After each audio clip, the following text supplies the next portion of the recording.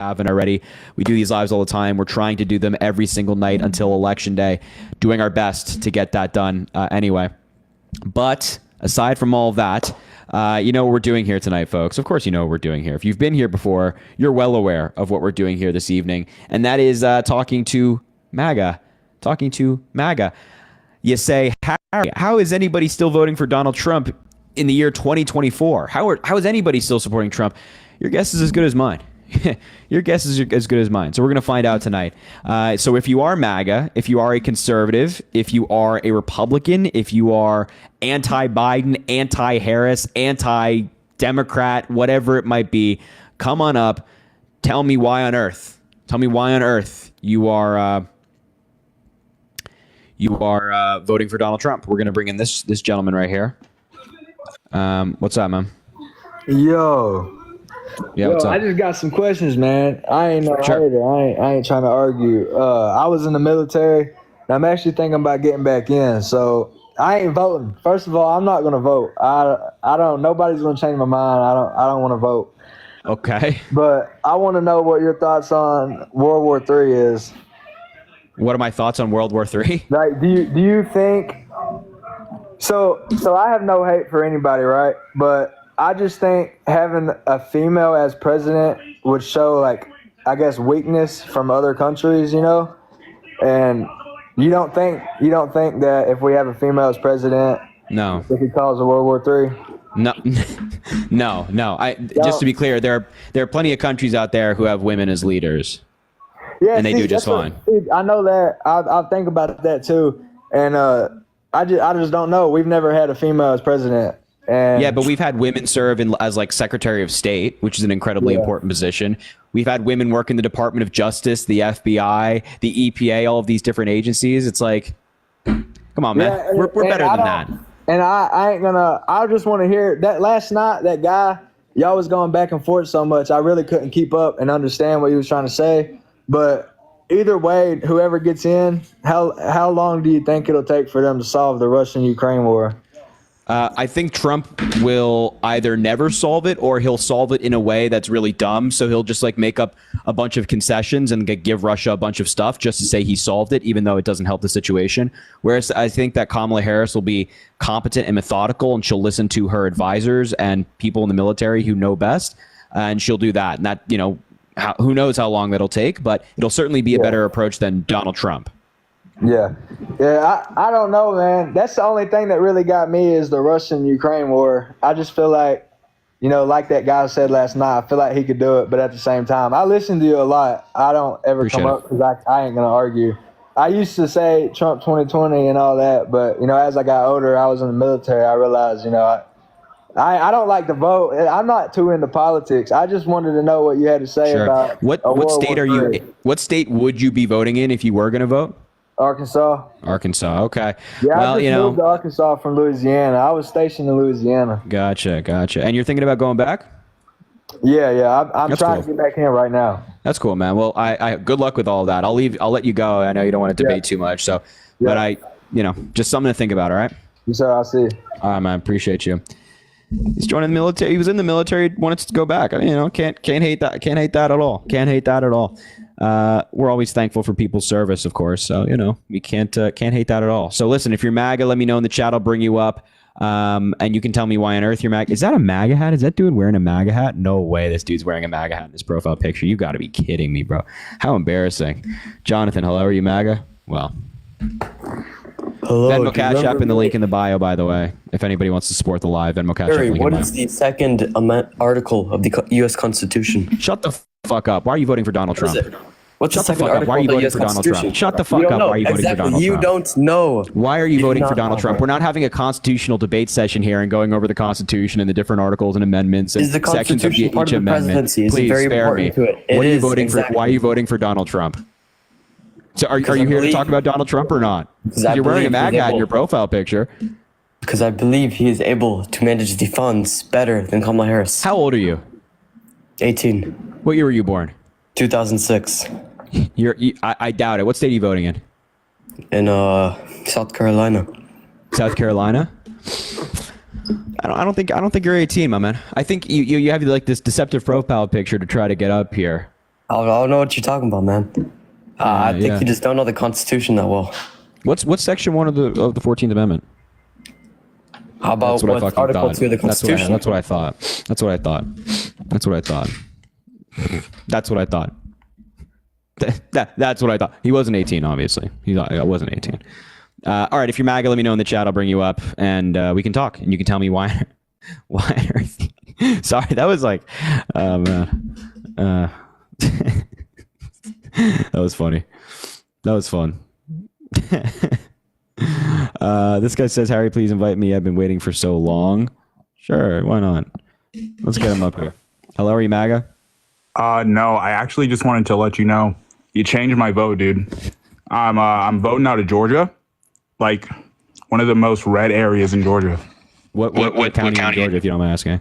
Cherokee. And is that for Kamala Harris or? It is for Kamala. Wow, that's awesome, dude. I appreciate you telling me that. That's crazy. And have you voted yet? I have. I voted for Biden back in 2020. I'm kind of nervous being up here, to be honest. There's no need to be nervous. Nothing to be nervous about. Plenty of people in here are very happy that you're here. But have you early voted yet in Georgia? Or have you not done that yet? I haven't. I haven't. I think tomorrow is a great day. Hey, wait, do they have early voting on weekends in Georgia? I don't know. If they do, tomorrow's a great day to go out and early vote for Kamala Harris. Yeah, but I just wanted to thank you. Honestly, I wasn't too sure. I was honestly going to vote for Trump. Honestly, because I just didn't know any of the policy. Wow. Well, I appreciate you listening, tuning in, and thinking about this stuff as well. That's awesome, man. And I appreciate you coming up here and telling me that. Yeah, thank you. All right, man. Well, hey, you have a good one. Thanks, man. I appreciate that a lot. Shout out to him, man. That's crazy. That's crazy, man. That's really cool. Genuinely, it's very, very cool. That's very, very cool. You always love hearing stuff like that. You know what I mean? It's a nice switching people's votes, getting people to change their minds. Telling you, the power of conversation, it still works in my view. In my view, it still works. Sommer, thank you for the $2. Yes, W for Georgia from fellow Georgian. Thank you, Harry. Yes, Sommer. Thank you as well for voting in Georgia. Trying to do our best. Listen, if you are MAGA, let me know in the chat. I will bring you up and you can tell me why on earth you are MAGA. All right? You tell me. Only request up if you are a MAGA Republican looking to debate. We'll get you up here and we can have the conversation and go from there. Let's bring up this guy. Is that a Green Bay Packers jersey? My God. Hold on. Wait, is he not coming up? I guess he's not coming up. Let's bring up... Oh, is he here? Oh, he is here. All right, hello? What's up, man? Not much, man. Are you voting for Trump? Yep. Why? There's a bunch of reasons. Like what? The main thing I would say is probably immigration and what he plans on doing with it.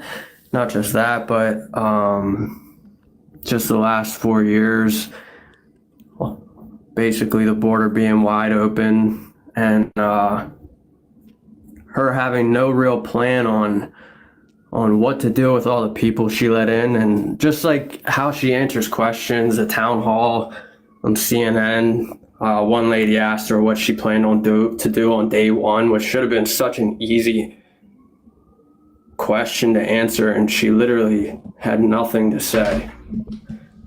Just stuff like that. I'm not saying Trump is the most presidential person, that we've ever had, but I just don't think Kamala is ready for the position.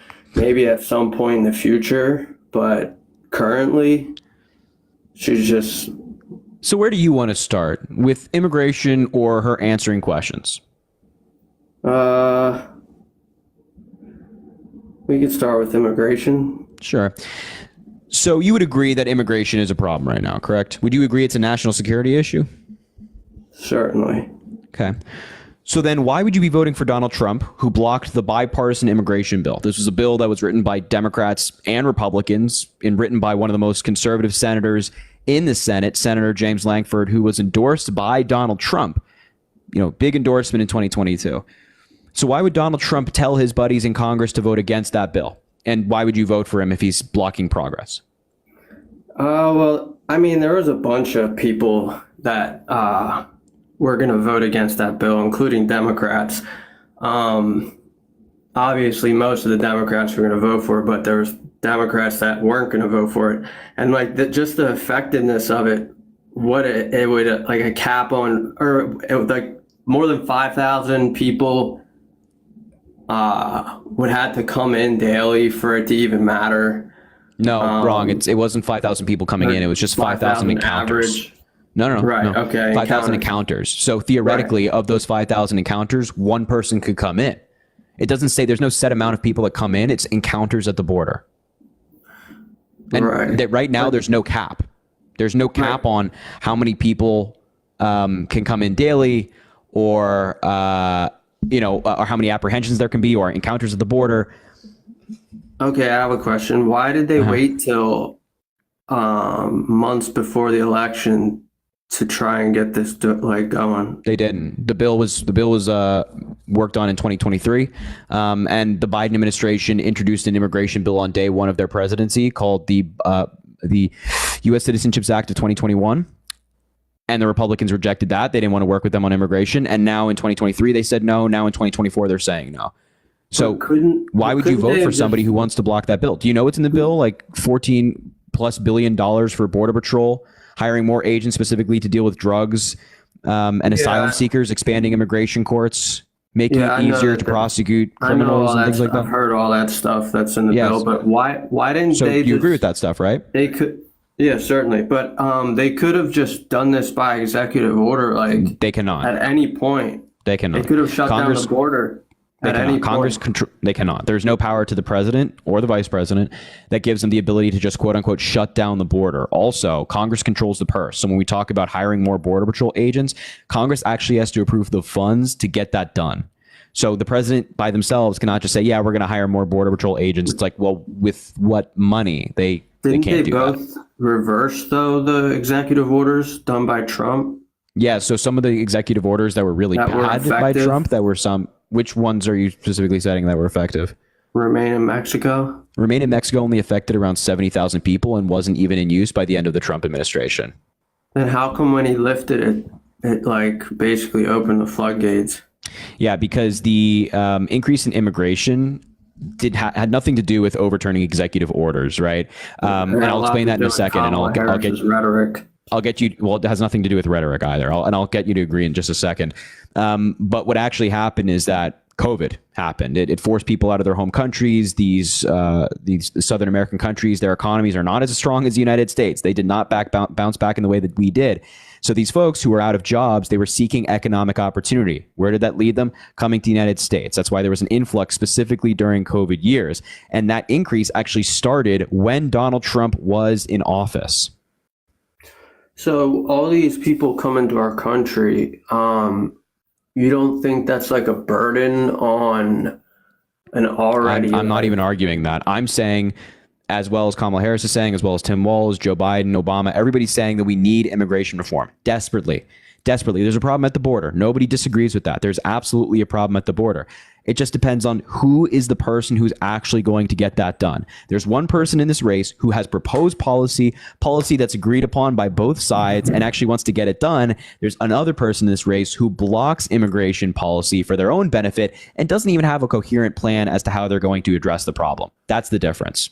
I mean, I don't think anybody really has really thought out and coherent plan, just because it's such a mess.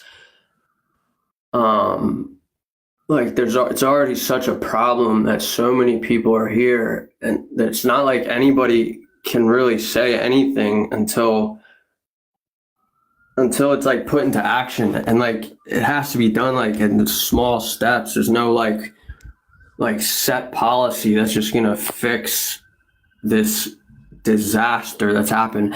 And so if what you're saying, like, so you're acknowledging that it's been a problem for the last few years. I wouldn't say it's been a problem for the last few years. I'd say it's been a problem for a long time now. Well, yeah, obviously it's been a problem for a long time, but I mean, it's been like an extreme problem for the last few years. So how come for like for literally the entire length of the administration, why did Kamala Harris and Joe Biden tell us that everything was fine and it was secure? And they've never claimed that everything is fine, right? They were never like, oh yeah, the immigration system's perfect. They've been calling for reforms. If it just for the record, if they thought that everything was perfect and fine and that there was no need for immigration reform, they wouldn't have introduced immigration reform on day one of their presidency and vice presidency. Within like 20 minutes of being president, Biden sent a bill to Congress. It was pre-written before he got elected. It's called the U.S. Citizenships Act of 2021. Right. I would highly recommend you look it up. What happened with it? Yeah, Republicans didn't want to work on it. They refused to take it up. Just like this bipartisan bill, which again, written by Democrats and Republicans, they're refusing to vote for it. Mike Johnson and Steve Scalise in the House of Representatives, the whip and the speaker, within 5 minutes of this 300-page bill being released, they said, no, it will not get a vote. We will not bring it to the floor for a vote. Do you think they read the entire thing? Or maybe they blocked the bill for political reasons so Donald Trump's campaign could benefit? Right, but that goes both ways. Democrats do the same thing all the time. Can you give me an example of Democrats doing it? Yeah, the second half of Trump's presidency, they blocked. So what bill did they block? What bill did they block that would have helped the American people, and they blocked it for political reasons? Because if my recollection serves me correctly, in the middle of a pandemic, when Donald Trump was proposing, along with Congress, was proposing COVID relief, Democrats voted for that bill. Both of them. Yeah, I mean, that's just something that had to be done. I'm not talking about that. Well, wouldn't you say that a national security issue has to get done? And in the same vein that COVID was affecting a lot of people, immigration is an issue that's on top of people's minds. And the Democrats are the one at the table once again saying, hey, let's get this done. And the Republicans are the one backing away from the table. Right, but why? I just can't wrap my head around, like, all of a sudden, and you can say that, like, Kamala Harris never said that the border was secure and all that, but she did, like, multiple times throughout the whole... To be clear, the border issue is not a security issue, right? The border is more fortified than it's ever been before in American history. There's more wall, there's more fence, there's more laws surrounding immigration than ever before. So it's not a security issue, it's a law issue. The law is currently being exploited. What do you mean by security issue? So I'm trying to explain it to you, but you keep talking. So it's a law issue. It's the asylum process is being exploited. Basically, the asylum process is a legal claim where someone says, hey, I'm being persecuted in my home nation based on protected traits. And a lot of people are improperly using the system, and they're thus getting into the country that way. And they're actually legally here in the country by going through that method. The majority of people who have come into the country in the recent years and have come to the border are not people who are just walking in illegally. They're people who are abusing the asylum system. So when it comes to security, yeah, we want more Border Patrol agents. Yeah, we want to hire more people for sure, no doubt. But it comes down to, can we rewrite the law and make the law more strict and have a higher bar for people to seek asylum? And can we have a bigger immigration court so we can address these claims quicker? The Democrats are saying, hey, let's do that. The Republicans are saying, hey, let's not. Right, but who oversaw that whole process of, like, making it where all they had to do was come to the border to say, I'm seeking asylum, and then, okay, we'll set you up for a later date to come evaluate that. That's always been the process. That is quite literally how asylum works. And by the way, they don't just come say, hey, I'm seeking asylum, and they're let into the country. There's a credible threat interview, among other things that take place at the border. If you pass your credible threat interview, then you are let into the country with a later court date. If you don't pass that interview, then you are not. So what was the requirement to meet that threshold? It's a very low burden. Basically, the goal or the idea with this credible threat interview is they ask you a couple of questions, and if you answer these questions correctly, then they'll let you into the country. So these questions can be as simple as, like, are you in fear for your life, right? And what do you fear? Right. And the idea is that they'll answer these preliminary questions and then go to court later and then have a higher burden of proof to prove that they are being targeted. But unfortunately, the system is being exploited, and it's still very easy for anybody to get through the asylum system, even if they're not fearing for their life. And right now, the problem is that there's such a backlog with the immigration courts that some of these people's cases don't get addressed for like 4 to 7 years. So Kamala Harris wants to reduce that number from 4 to 7 years to under 6 months, and also make it harder for people to seek asylum. So we have higher rates of success when it comes to, actual people who are incredibly fearing for their lives, and a higher rate of success in rejecting people who are not. Whereas Donald Trump has not mentioned asylum once. He does not talk about it. He has no policy around it. Right, but that's because of what you just said. Like, asylum is just something that's being exploited. So, like, addressing it, other than saying, like, we're no longer accepting asylum seekers. Like, what else is he going to say about asylum? But like, so why all of a sudden in the last few years did we start getting people from all over the world? I know you blamed COVID, but that cannot be the only reason that people just started. I don't understand why you think borders. I don't understand why you think that's not a good enough reason, because you can just look around the world and see that there was also mass migration in other countries. One of my favorite examples of this is France. The quote unquote, like, to put it in Americans' perspectives, the Democrats worked with the Republicans to pass an immigration bill, one of France's strictest immigration bills in their history, because they're experiencing the same problem that we are. Folks coming up from Africa, folks coming up from the Middle East or Asia to other countries to try to find work and economic opportunity. This is something that happened around the world post-COVID. It happened in Canada as well. They accepted the most amount of immigrants ever last year, and now they're clamping down a little bit more. So that's why it's like, this is a global thing. This is not just specific to the United States. And countries around the world are taking action like we are. It would have been such an easy thing to stop. No, it would not have. Just shut it down. Yet How? Okay. The president has the ability to shut down the border. How? By executive order. The president cannot shut down the border with executive order. I don't think that's true. In what world do you think the president has the power to just say, yeah, with the signing of a pen, the border's just shut down? Has any president before in American history? Let's bring up law of the wild. I have to restart the live anyway. It doesn't matter. Let's bring up law of the wild. He's a lawyer. He'll explain this to you really briefly. That the president does not have the power to shut down. No president has ever had to deal with this issue before. There are presidents before Joe Biden, who have had to deal with immigration. At this rate? I mean, it doesn't matter at rate, because obviously population has grown, so there's different rates in history. Obviously, like, you're not going to have the same levels of immigration in the 1860s as you do in 2024. But there are other presidents who've had to deal with immigration. And by the way, Trump never signed an executive order to shut down the border, because he can't. That's because it wasn't an issue like it has. Really, apprehensions doubled between 2018 and 2019.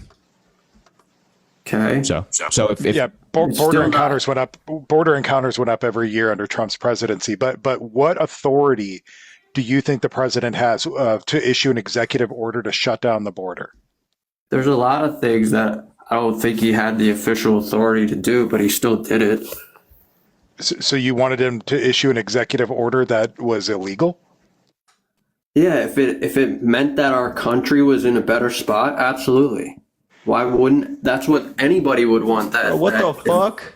So you want unconstitutional executive orders just because the president feels like it's necessary? No, if it means that our country is safer, yes.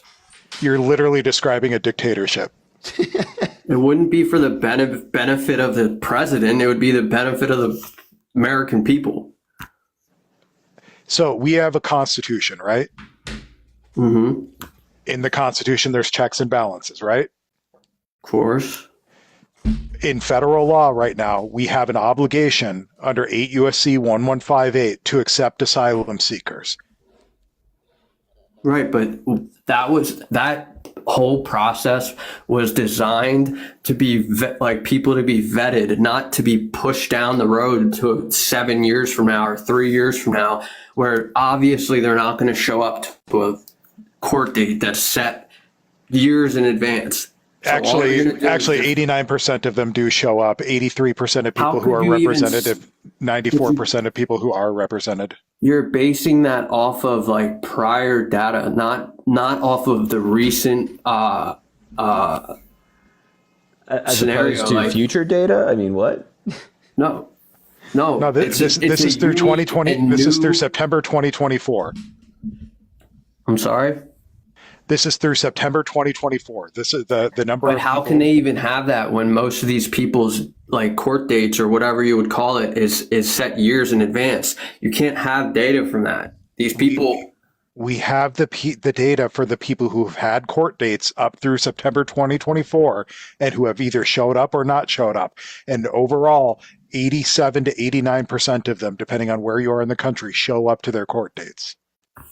How out of the millions of people that have came in the last few years, how many of them? Because like Harry just said, it's backlogged so much that people are getting court dates set years in advance. That's true. So how could you have 80% of the people when what percentage of people even had a court date yet? This backlog has been going on since Trump administration. The backlog was 1 million asylum seekers during Trump's administration. It's 3.2 now. But we have the data for these courts are handling 20 to 50 cases a day in each of these courts across the country. So we have the data for the people who are showing up. But you do put an interesting, you think it's a problem, right? That having a backlog take 4 to 8 years, right? I think it's a Right, problem. I know You think you're it's a going to problem? say that Trump shut down the bill that would have increased the courts and judges. I understand that. Yeah, But you're a very smart person. So the best way that we can address this, and it's twofold. One, we have these court dates faster, so we could figure out who does have a valid asylum claim and who doesn't, and we kick out the people who don't have valid asylum claims faster. 60% of the people at these hearings don't end up with a valid asylum claim, and they're deported. The faster we have the hearings, the faster we get people who don't have valid claims out of the country. But then the secondary fact of that is during that 4 to 8 year period, they're earning money. They're getting into relationships. They may get married to an American citizen. They may have a kid here, which means that their kid is an American citizen. And now that they have a reason for expedited removal. That 4 to 8 year period is a huge draw for people to come in and try to enter the asylum process because they know even at the end of the road, if they're declined, they've at least spent 4 to 8 years here earning money that they can send back home or take with them or whatever the case may be. If we shut it down to where they're having their hearings in 6 months to a year, that's going to be a natural disincentive for people to come and try because the risk just isn't worth the reward at the end of the road. right, and I understand that most immigrants work and are law abiding and all that, but how many of them are even getting jobs that are on the books? They are all asylum seekers are going to be getting jobs that are on the books, at least at the same rate that your local landscaper who works under the table or your general contractor who wants to be paid in cash is, because if they are caught working and not paying taxes, that's a reason for their asylum claim to be denied. They're able to get a work permit within 150 days, after 150 days, and they do that because they don't want to get denied. So out of all the people that have come in, how many are still being housed and fed and taken care of based off of like American taxpayer money? Like How much federal dollars do you think asylum seekers get in support? what do you mean, like individually or as a whole? Yeah, how much money does an asylum seeker get from the federal government for support? I don't know if that number could even really be like calculated because it's just $0. It can be very easily calculated. $0. So what? Each state is taking care of all these people? Correct. There are states that have these programs, but the vast majority of them live with family members or friends, and then they work and they pay their own way. They shop at the grocery store just like you do. They pay their rent just like you do. I don't understand how that's even possible with regardless, whether it's federal taxes or state taxes, it's still coming from American citizens. That's a fair argument, but when we're talking about presidential policies, whatever the state is deciding to do with their taxpayer money has nothing to do with the president. Right. I'm not even just talking about like the president. Obviously, that's like the topic at hand, but I mean, it's a burden and a whatever. Like I don't know. Obviously, like you have all the numbers and laws and everything. I can only speak from like my feelings. own I get it. I'm sorry.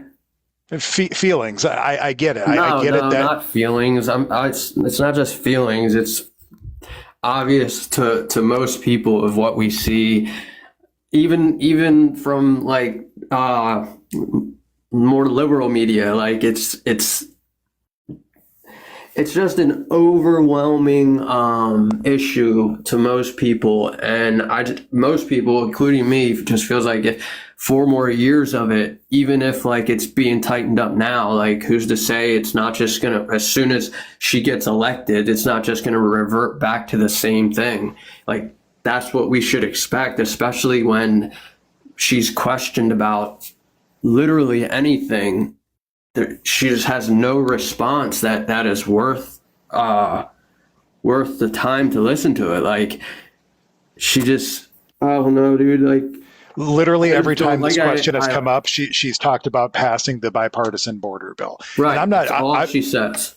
and She blames I've Trump got for good all the friends. immigration. Well, it's not about blaming Trump. It's about finding a solution. Right now, Trump. What's Trump's plan for the border? It's 3 words, right? What? 3 Build words? the wall, right? Well, I mean, yeah, but even Kamala supports that now. But building the wall does nothing to address asylum claims. And that's our biggest issue with people being able to reside in the country legally. There are gotaways here. There's been about between 350,000 and 450,000 gotaways. But once they're encountered, they're deported. Our big issue here is that we have a lot of people here who are staying here in a pending status for a long period of time. And we need Congress to address that. It's not something that can be done via executive order. Okay. Well, I mean, regardless of your perspective or the law's perspective on any of that, it still just like boils down to the fact that like there's so much going, and I'm obviously sidestepping from immigration, but just all the stuff that's going on around the world currently that with our allies, with our enemies, with whoever, like, I just don't think Kamala is prepared, especially Tim Walz they're just not prepared to address that. Like, neither of them can even barely sit down in a friendly interview without completely breaking down. Like, they're more nervous than I am talking to you guys. Like, it doesn't even make sense. Like, I know, Harry, you're making that face because you think that Kamala in the Brett Baer interview did a good job. So I get it. Like, you're biased just like I'm biased. But anybody with an objective point of view could say that Kamala is so far away from being ready to be president. Who knows? Maybe in 10 years she's better at it. But right now, currently, her and Tim Walz are just... So just out of curiosity, like, what makes you think that Trump and JD Vance is qualified? Let's start with JD Vance in particular. You specifically brought up Tim Walz as VP. So what makes you think that JD Vance is qualified to be president? Have you watched a single interview of his? So just to be clear, JD Vance has only served in the Senate for like 2-ish I know that. years. He's never held an elected position before that. I understand that. Have you watched a single interview of his? Yeah, so he's certainly a smooth talker, but does a smooth talker mean you're qualified to be president? No, not Okay. not necessarily. So then why do I have to watch his that is interviews definitely- to see if he's qualified? I think you say smooth talker to imply that like he's like full of shit when he talks. Yes, exactly. But that's, I mean, and I'm never gonna get like a unbiased, honest response from you regarding anything like that, which I understand. That's fine, but it's just clear. It's clear to anybody. You keep saying it's clear. It's clear. It's clear. It's clear. It's like Just there's a whole lot of like answers pandering and questions. meandering and rambling. It's like a Trump rally in here. How he answers you keep saying it. So questions. like, just answer the question. What qualifications does JD Vance have to be president if in the event that Donald Trump can no longer fulfill the duties, which is not out of the question? He's intelligent. He seems genuine to me when he talks, and he seems like he genuinely cares about. Really? us. So JD Vance seems genuine when he's asked at the VP debate where he took questions. He refused to answer the question. That's genuine? I mean, it's obvious why he wouldn't answer the question, because whether Why? he believes that Trump won or didn't win, either way, if he says that he believes that he won, then the Democrats are going to attack him. If he says that he didn't think he wins, then it's basically like he is not loyal to his boss. Yeah, sure, So, exactly. So maybe if that's the predicament that the VP candidate is put in, maybe the ticket he's on should not be elected. If you are in a predicament when asked, did somebody lose an election?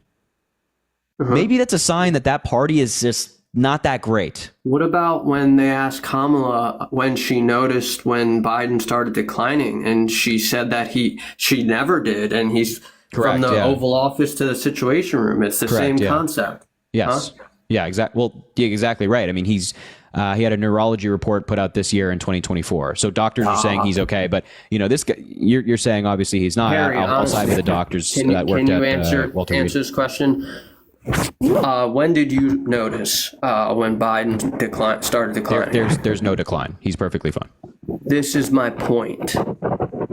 Yeah, my point is that we have You're doctors saying reports there's saying no that he's decline in Biden from So we have doctors from Walter Reed. 2024. We have doctors from Walter Reed who have said that he's from perfectly fine. They conducted a 2024. neurological exam earlier on him this year in 2024. And I get it. So I just understand. but you obviously don't understand. So let me finish. So we have a neurology report published this year in the year of 2024. He was evaluated by a team of doctors from Walter Reed, as he's evaluated every single year. This report is public on whitehouse.gov. You can go read it. I'm sure you don't know that this report exists. I do. Obviously, but it's heard out there for you to go reference read. it Also, I'm 100 not done yet. I'm not done yet. World leaders have complimented President Biden on his sharpness and his ability. Republicans have complimented Joe Biden on his sharpness No, and dude. ability. And I've stood in front of Liz Kevin Cheney? McCarthy. Who? Who? Kevin I McCarthy. didn't hear what you said. Kevin McCarthy. Obviously, I know Kevin McCarthy is. You know when who did he Kev- say good. that? Yeah, did so he say when that? they were negotiating over the debt ceiling, he said that President Biden is sharp and a tough negotiator. What year was that? 2023 or 2?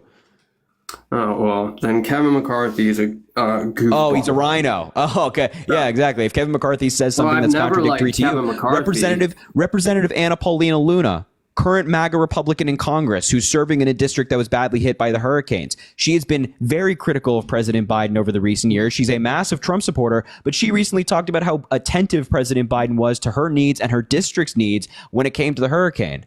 She said he was there immediately. Whatever they needed, he picked up the phone whenever they needed him. Just the fact that you're saying all this says plenty. You're asking for examples of Republicans saying that President Biden is good to go. And so when you ask for examples and I provide you examples and you still have to pivot to something else and say, well, I'm you're not providing the pivoting. examples It's I not asked for. even- It must be indicative of something bad. Just that you're debating the topic. You brought it up. plenty. You brought it up. No, I understand that. I asked you a question and you Yeah, can't and even you asked admit. for examples of Republicans saying that can't Biden is even- sharp. And then when I bring up examples, you're like, well, why that? Well, the fact you even have to bring up examples. Like, what? All you need to do is use your eyes and ears. Yeah, so when I use my eyes, I read the neurology report that was published this year. And when I use my ears, I listen to You President look at Biden speak, Biden. which you obviously don't do, and he's great. If you look at Biden in 2008, forget about the neurology report. In 2008 Yeah. compared to 2024, Yeah. you don't think there's a decline. Yeah, and if you look at me in 2008 and me in 2024, you see a big difference. If you look at That's Law of the because Wild in you were 2008 10 years and him old in in 2024, there's a big 2008. goddamn difference. If you look at you in You were a 2008 and child. you in 2024, you look a lot different. Yeah, aging, breaking news, people So age, they look when different Biden over was time. looking- This is not when groundbreaking Biden- stuff that we're discovering here. When Biden was looking for a deceased senator, you didn't find that alarming? Wait, so when Donald Trump was talking about a dead musician endorsing him who didn't, he said that she voted for her, he didn't? Oh, a mistake? That's completely different. It's not even close to the same thing. So when Donald Trump is talking about somebody that's dead voting for him, that's a mistake. But when President Biden makes a similar one, was looking that's a around the decline. room for Spare her. me. What about Donald Trump not even being able to identify his own ex-wife in a photo? What about it? What do you think about that? Do you think that might be a little bit concerning? No. No. Okay. What about Donald Trump's rants about Hannibal Lecter? You know what he means when he talks about Hannibal Lecter? Can you tell us? No. What does he mean? No, you don't know what he means. What about when Donald Trump said we're going into Why don't you World tell War me what he II? means? What about when Donald Trump said we were going into World War II, which took place like 80, 90 years ago? Obviously, he meant World War III. Oh, so it's just another mistake. Oh, okay. It's another. And what about when he said that Obama is still president? What? Yeah, exactly. What? Yeah, what? No, What about that? just saying stuff like that doesn't even, it's not even comparable to what we're talking about. Oh, so here's the hypocrisy that you have to recognize within No, yourself, which I is when can- Donald Trump I makes a can say mistake, that, quote though. unquote, I then can you just say- chalk it up to a mistake. Then you say there's no problem. Come on, it's No, just a mistake. But when I Joe can say Biden makes that. a mistake, even if it's similar to Donald Trump's mistakes, you It's say, not well, there's even close cognitive to decline. similar. You look at Donald Trump in Obviously- 2008 and you No. look at him now. He's rambling about Hannibal Lecter now. In 2008, I he have wasn't, no but you don't say, problem oh, you know. acknowledging. I have no problem acknowledging that Trump is not as sharp as he was. 20 Would you say he's years declining? ago. In some ways, yeah. Okay, so you're voting for somebody you openly acknowledge is declining. When he's the hands down better candidate, absolutely. I don't think you've articulated how you think he's the better candidate yet. We have 4 years of him and all the examples that point to that. And then we have 4 years of Kamala's administration. So can you name me 5 things that Donald Trump got passed through Congress when he was president? 5 things that he got passed through Congress. The First Step Act. What else? Off the top of my head, I mean, obviously, there's things that I know that it's just not coming to my head right now. Mm-hmm. So it can't Under be that pressure, great, right? I don't do this all day, every day. Well, you're saying that one candidate is objectively better. So I'm just like, it is. It's. I mean, in what way? You don't know what he's done. You don't know what he every accomplished. You know what policy got passed. It's like sounds kind of like you don't know what you're talking about. You might just be a partisan hack. Just look. No, I'm. Trust me. I'm not a Republican or a Democrat. I don't even like Trump. To be perfectly honest, I just agree with his views a lot more than I agree with Kamala's. What view is that? That, you know, we need to defund the FBI and complete clean house at the Department of Justice, that the president should have more power when it comes to the Federal Reserve, just getting kind of rid of it, or maybe the president should have the ability and the vice president should have the ability to overturn elections they don't like. I mean, what exactly are you more aligned with on Donald Trump? Just his beliefs and what he wants to do with our country, and how he puts America before other countries. He really put America before other countries when he sent. Yeah, he really put America before other countries when he sent Putin COVID-19 tests during the height of the pandemic. Right, instead of giving those tests to the American people, he decided to give them to Vladimir Putin.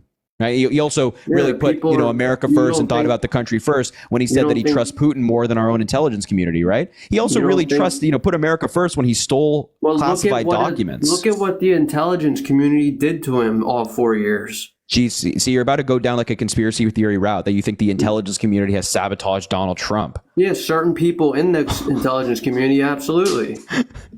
In what way did the intelligence community sabotage Donald Trump? When, what was it, like 50-something intelligence members signed off saying that the laptop wasn't real, and which caused it to not be allowed for anybody. It's not what they said, but okay, what happened then? I think you wanted to say something, right? Go ahead. No, I mean, it was 52 former intelligence officials that said that the laptop had all of the earmarks of Russian disinformation, but they were also going through to clarify that they have no way to confirm or deny that, but that the story has the air that Russian disinformation puts out there. They never came to a definitive conclusion. So what about when the FBI was meeting with Mark Zuckerberg and telling him that that you can't allow anybody to talk about any of it?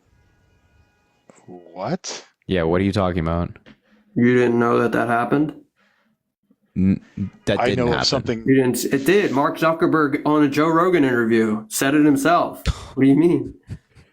What? It's not what you don't believe Mark Zuckerberg about his own company. It's not what Mark Zuckerberg said. So there are instances of which the federal government, or the FBI, I should say, reaches out to certain social media companies to warn them of things they have intelligence on, like bots, for example, trying to influence elections, or if somebody, JW, thank you for the time, I appreciate you. Whoa. Or if somebody's putting out misinformation with the intent of dividing the country, the FBI will reach out to these social media companies and let them know it's happening, but there's never a demand to take it down.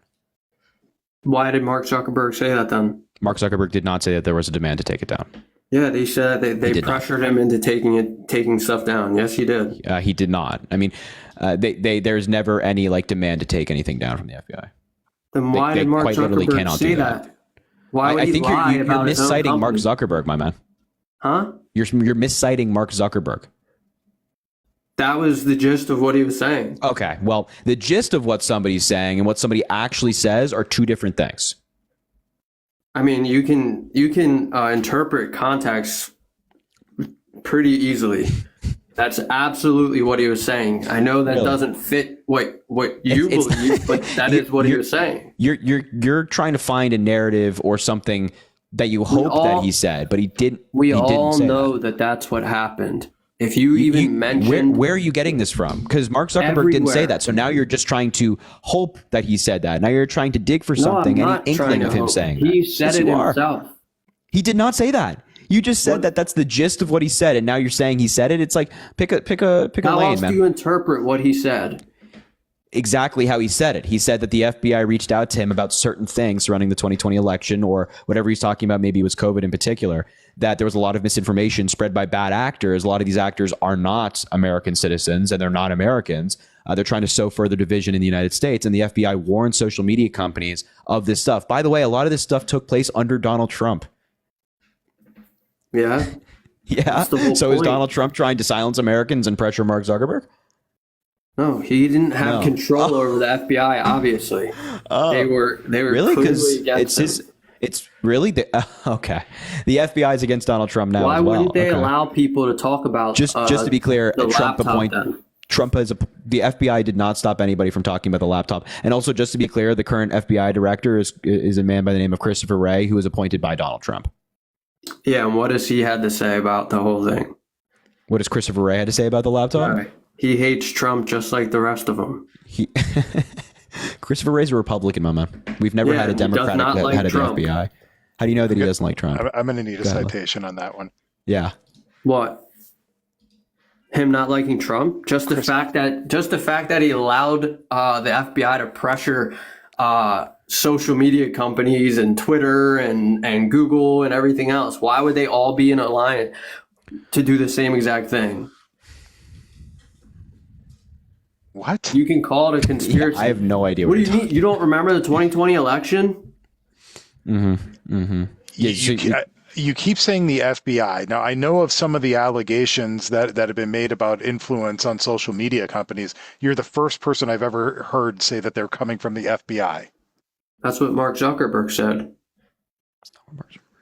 I It don't is. know that to be true. yeah, It's not what Mark Zuckerberg said. 100% true. You could look up the interview and watch it yourself. It's not what Mark Zuckerberg said. I know that's what you want to keep saying because it doesn't fit. But obviously, Not that it doesn't we're fit. not man. gonna. Well, we're please not provide gonna a agree on citation this. then. Provide a We're gonna- citation of Mark Zuckerberg saying that What, the you mean, FBI like, pressured verbatim? him to take stuff down. What's that? Provide a citation, please, that Mark Zuckerberg said that the FBI pressured him to take things down. Well, I would have to like exit out of this and. Yeah, you can pull it swipe up. Swipe up quickly. All right. What a time to be alive. Yeah, it's quite the rabbit hole with Trump supporters. I did find the episode. I'm looking for a transcript for it right now.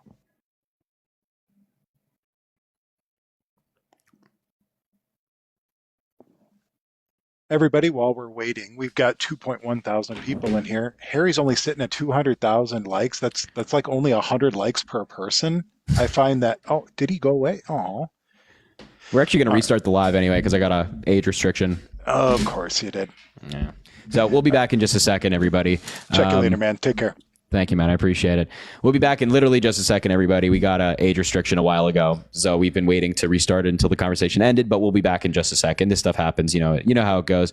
So I'll be right back. Uno minuto. We'll be back in 1 second, all right? Just if you're trying to come up and debate, if you're the first one in the box or first one typing MAGA, maybe we'll get you up here and you'll be the first person to debate in the next conversation. All right? Sounds good? All right, everybody. I'll be back in just 1 second. 1 second. Donald Trump is objectively more qualified than Kamala Harris. Okay, how so? Well, Donald Trump was the president for 4 years before, and Kamala Harris was not. So what about Kamala Harris being a district attorney, an attorney general, senator, vice president, all that stuff? Well, You don't think that would makes be- her qualified That to be would president? be because you get hired based on job experience. She didn't get hired to any of those roles. She was elected. Well, that's your problem. We're not treating her like she needs to be hired. What? Do you not think that somebody works their way up to the presidency, or at least should work their way up to the presidency? She hasn't worked her way up to anything. She's So stumbled upwards. She's fallen upwards into every. So she's role in her been life. elected by people up into higher and more powerful positions. I don't know how you could call that stumbling. she's fallen into these positions. She's Yeah, how felt so? She's been elected in all of these positions. Oh man, I really didn't want to get into her history, but I guess we have to. You brought up experience, started with Bobby, right? She only got that position because, well, they had a relationship. Can you just respond to the positions I've talked about? District attorney, attorney general, senator, vice president. Yeah, she's been elected to all of these positions. That position from getting to the first position. She was elected to all these positions. People voted for her to be in these positions. The first position was a certain type of position, but I'm not allowed to say that on TikTok. The second, are you just going to be like a straight up misogynist now? No, the second position was the one that Bobby elected her to, and now since then she's gotten to every other position that she's not qualified for. But that's besides the point because it doesn't matter. How is she not qualified to be district attorney of San Francisco?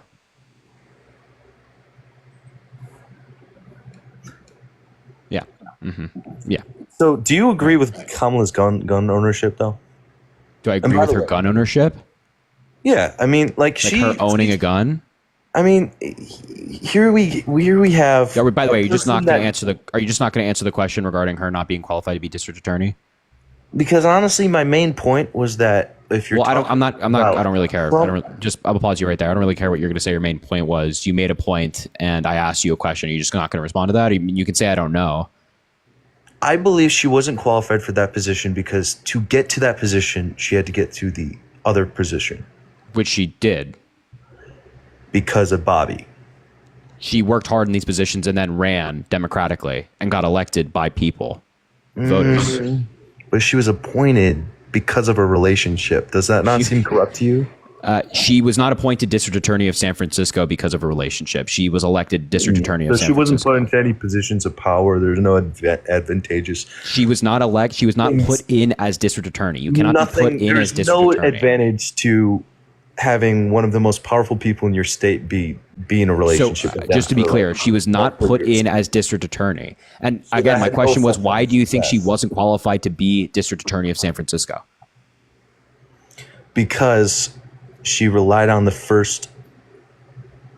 You're not even speaking to qualifications now, right? You have no idea what you're talking about. It's fine. It would be better for you to just say you don't know. I'll concede that she may have been qualified for the district attorney position, but whether or not her relationship with that man put her into positions of power. There was no relationship that put her in a position of power. She was put in, and she got elected to positions of power because of who she is and how qualified she was. You don't know that. Can you talk to me about Donald Trump's qualifications? What makes him qualified? Being president of the United States. Yeah. So if you're like a really shitty CEO of a company, does that now make you suddenly qualified to be CEO? Yes, it makes you much more qualified. Really? Like if you get elected as CEO or you get put in as a CEO, it makes you much more qualified than somebody and who's you never are been a CEO. terrible, and you were terrible at being CEO. Like you have no idea what you're doing. You don't know the first thing about being a CEO.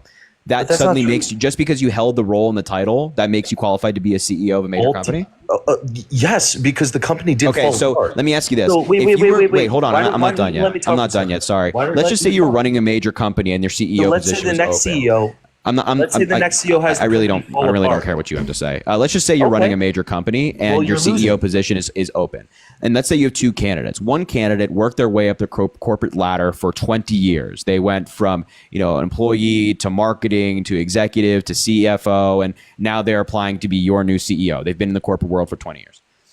And then on the other hand, you have a CEO who in 4 years bankrupted their company. And ran the company really poorly. Who would you hire to be your CEO in that instance?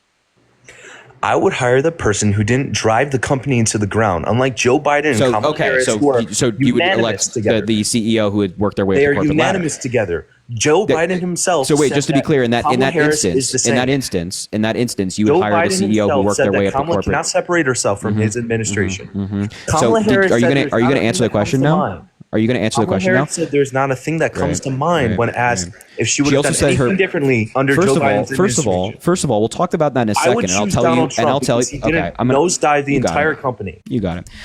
We'll talk about that in a second and why her saying that is actually a good thing. But can you answer the question I just posed to you? You have somebody who's applying to be your CEO, and they've worked their way up the corporate ladder going from different positions, and they've done really well at all of these positions. Or would you rather hire somebody who was CEO of a major company, but they crashed the company in 4 years? Who would you hire to be your CEO?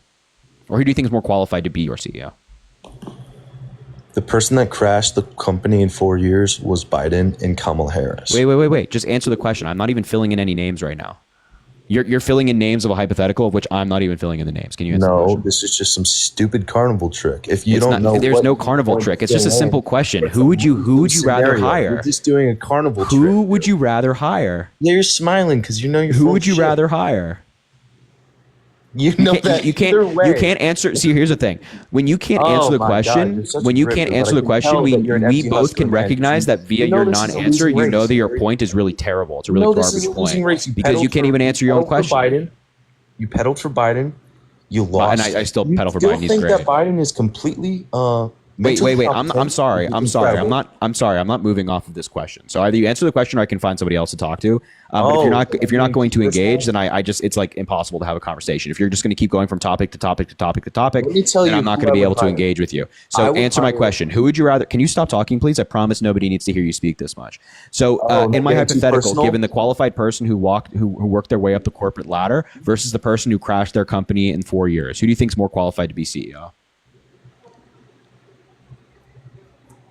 The person who didn't crash the company in 4 years. So the person who worked their way up the corporate ladder, you'd say, right? Nope. What do you mean? So just to be clear, you have a hypothetical of somebody who wants to be your CEO, qualified, they worked in the corporate world for 20 plus years, they've worked their way up the corporate ladder, or somebody who crashed their company in 4 years, and you have a CEO position open. It's between these two people. Who do you hire? Between these two people. You're describing the same person. It's not. I'm not naming any names, by the way. Describing the same. I'm not naming any names.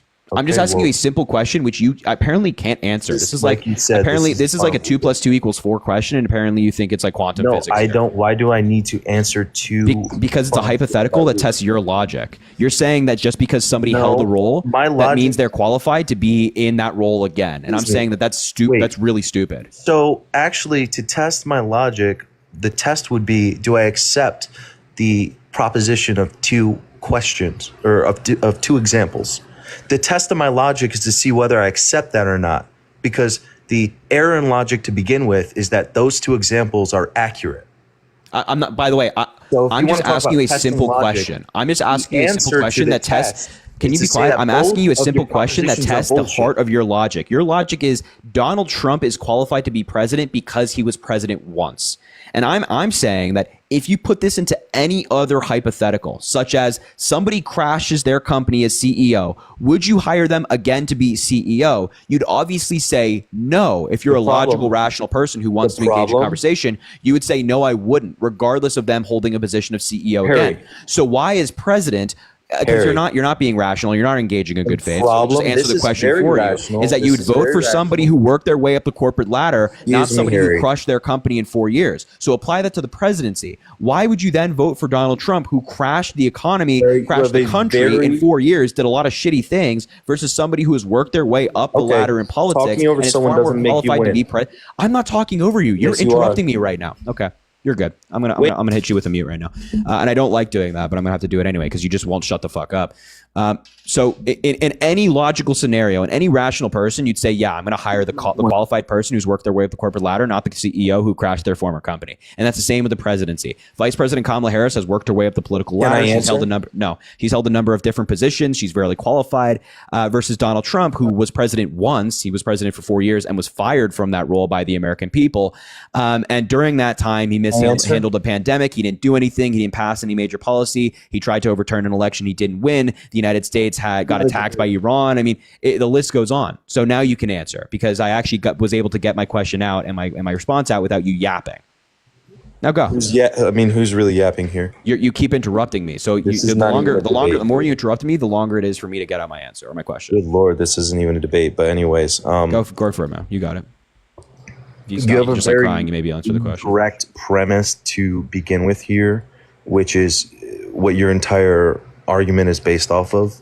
And the premise, which is wrong, is that Donald Trump, aka the metaphor of the CEO, or the CEO in your metaphor. No, this is so fucking stupid. This is incredibly painful. No, I'm actually not going to listen to you because you're missaying my argument. Company. This is a complete straw man, right? No, it's not. I'm not It's even absolutely debating. not. No, it absolutely is. If you You're listen not for 1 debating right second, now. I'm not This is debating you bad on faith, whether bro. Joe Biden or You're not Kamala even Harris or listening to my Donald Trump logic. should be president. I'm just simply attacking the logic You're that you put actually forward. losing this right now.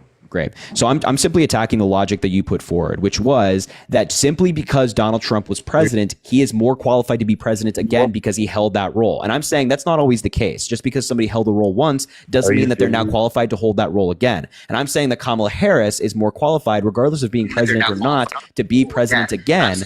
And Donald Trump is not, obviously. Because he was president once, and just because he was president doesn't mean he was qualified. I'm not even talking about what they've done or anything like that. I'm just asking you a simple question. Now, can you respond to the actual hypothetical I provided you, not one that you're trying to compare to Kamala Harris and Donald Trump? Respond to the actual hypothetical. Oh my God, you have an echo. Swipe up out of the app. See, if you would stop trying to... You have an echo. Swipe up out of the app. There's an echo. Swipe up out of the app. You have to swipe up. There you go. Okay. Come back. There you go. Now actually engage with the hypothetical I provided you. So the premise that you're basing this off of is that the CEO you're already wrong. Crashed the company. That's what you said, right? Yeah, but just so don't even mention Trump or Kamala Harris. I'm simply attacking this. It's taking way too long for us to get through this. You said that simply because Donald Trump was president, he's more qualified to be president. Now, go.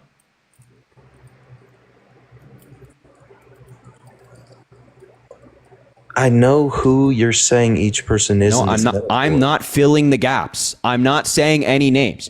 This is so painful. I'm not following Your simple logic was that Trump is more qualified to be president because he was president and Kamala Harris was not president, which means she's not as qualified. And I'm saying to you that is not always the case. Don't even think about the politics right now and engage with the hypothetical of somebody working their way up the corporate ladder. Yes, just do what I do and blindly accept everything I hear. Don't think. Andrew. What are you talking about? You're literally telling me not to think and just accept what you say. I'm giving you a hypothetical. So can you answer the hypothetical of which I provided with you? Okay. I would rather choose the person that worked their way up. Okay. Why did it take you so long? So would you acknowledge that your logic of just because somebody held a role once doesn't inherently mean that they're qualified to hold that role again? Conditionally based on their performance of being the CEO before. Well, okay, just to be clear, you didn't even bring up Trump's performance. You came to this conversation saying simply Donald Trump is qualified to be president and more qualified to be president because he was president once. You didn't name anything that Donald Trump did, any of his qualifications in terms of policy he advocates for. You just simply said because he held the role. And now we've gotten through this very, very tedious, annoying back and forth that took you about 10 years to get through to acknowledge that your logic is bad. Now we can actually get into the thick of things. Why do you support Donald Trump? Why do you think that he was a better president or would be better in the future? Well, like I said, sure, maybe you had a CEO. Well, let's use the metaphor. Let's say you had a CEO that absolutely ran the country into the ground. That would be a good reason to replace them with someone who first of all, you would replace them with somebody who was a CEO before. But if you didn't have that option, you would replace them with somebody who looked like they were competent. Kamala is neither competent or has been a president before, but that's just one part of the premise. The other part of the premise of this metaphor is that Trump did not run the country into the ground, but the Biden-Harris campaign did. And that everybody can agree on that. That's not... Okay, how did they run into the ground? Bad policy decisions. Like what? Any policy decision that put woke identity. Let's just skip all the nonsense. Just name one. Can you name one? Just name one. Please. Canceling the Remain in Mexico policy was a bad one. Okay, how is that a bad policy? I mean, they even agreed that it was a bad policy.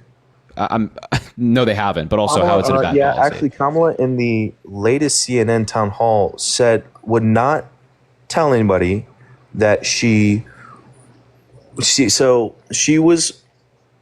They let her know. You got it, champ. You got it. Go ahead. You got it. It's okay. You got it. She's going to pass a bill for the border wall that would allocate $50 million of taxpayer money to the border wall. Just like Trump. That's so. Just to be clear, the border wall is not remain in Mexico. I don't know if you know that those are two separate things. Yeah, but you know what's interesting is she keeps switching up. Did you know that? Basically, she keeps switching up didn't and know that? basically Okay. admitting All right. that these policies that. So by the way, on the CN, you're on the kind of CNN you're going off the rails, buddy. You said woke policy No, that they've implemented. So where has this woke policy been implemented? What bad policy decisions are you citing? Can I just finish my thought quick?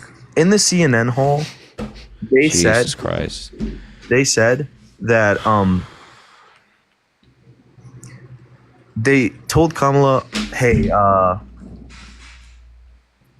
yo, dude, it's making me hard to focus when you make that face, bro. I'm not even gonna lie." Dude, can you just like, bro, you can you- said can you you were get gonna it name the a policy? You said you were Holy gonna name shit. a policy. Just fucking, you said remain, Remain in in Mexico. Mexico. Okay, now just right, explain yeah, it. Just explain the policy. Explain why So, you think it All was right, bad well, to get rid okay, of. let's start. Yeah, you're right. Let me explain that. I don't know why you want me to explain this, but Because said you, it's woke. dude, hold on, Policy just pause, called Remain in pause Mexico, for 1 second. where if you want- You can't listen. You can't come in and be like, every policy ever, the Biden-Harris administration destroyed everything. And we're like, okay, name one. And you're like literally struggling to name a single one. So yes, you do have to name just one. I said remain in Mexico pretty quickly. Okay, so actually. now we're going to ask like why we're going to obviously disagree. And I'm going to cook you on the facts of remain in Mexico, but you first have to give me. handsome Squidward, got it. Yeah. Yeah, so you're going to explain to me the disinformation that you have around remain in Mexico. I don't even see the resemblance there. That was that was super. That was really weak, by the way. You could have probably done better than that. You know, that Jubilee thing was pretty weak too, but that's okay. What Jubilee thing? Your friend Parker. Is Park? What are you talking about right now? what are you talking He's the about? worst. Why? I just really hate D, dude. So I don't care. Okay, bro, listen, tell us what remain in Mexico did. Yeah, can you actually like focus on one topic at a time and like try to not pivot to something else? Can you just like focus up, please? We're trying to have a conversation here. And if you're unable to have that conversation, which so far, Yo, dude, we'll just again we'll move on to find somebody else. You're who's the willing one, to have that bro. You're the one conversation. changing the topic. Can you tell I'm it? trying to- We're not. We've been trying to stay on topic this entire time. So can you tell us how getting rid of remain in Mexico, which by the way was a good thing, is woke, and how remain in Mexico is good? Can you tell us about that? Remain in Mexico basically takes away motivation to enter a country illegally, because if you're caught, crossing the border or caught with illegal immigration status, then you will be sent to wait for your court date in Mexico instead of wandering around the country freely. So how many people like under the Trump administration got sent back to Mexico? Like how many people qualify for this policy? I'm not Google, man. Well, it's like really important because like we know only 60,000 total people over 4 years actually got sent back. And part of the reason we got rid of it is because we have evidence that at least a dozen of those people were raped, murdered, trafficked, killed. But like, again, like this idea that you say it creates an incentive. Our children now. Yeah, so can I finish speaking before you pivot? Appreciate you. So this idea of like this incentive to not come to the country doesn't really exist because it's like it's an incredibly niche policy. Like most people do not meet the requirements to be, quote, sent back to Mexico. Yeah.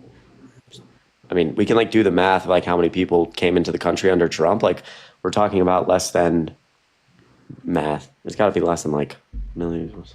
It's less than 1%.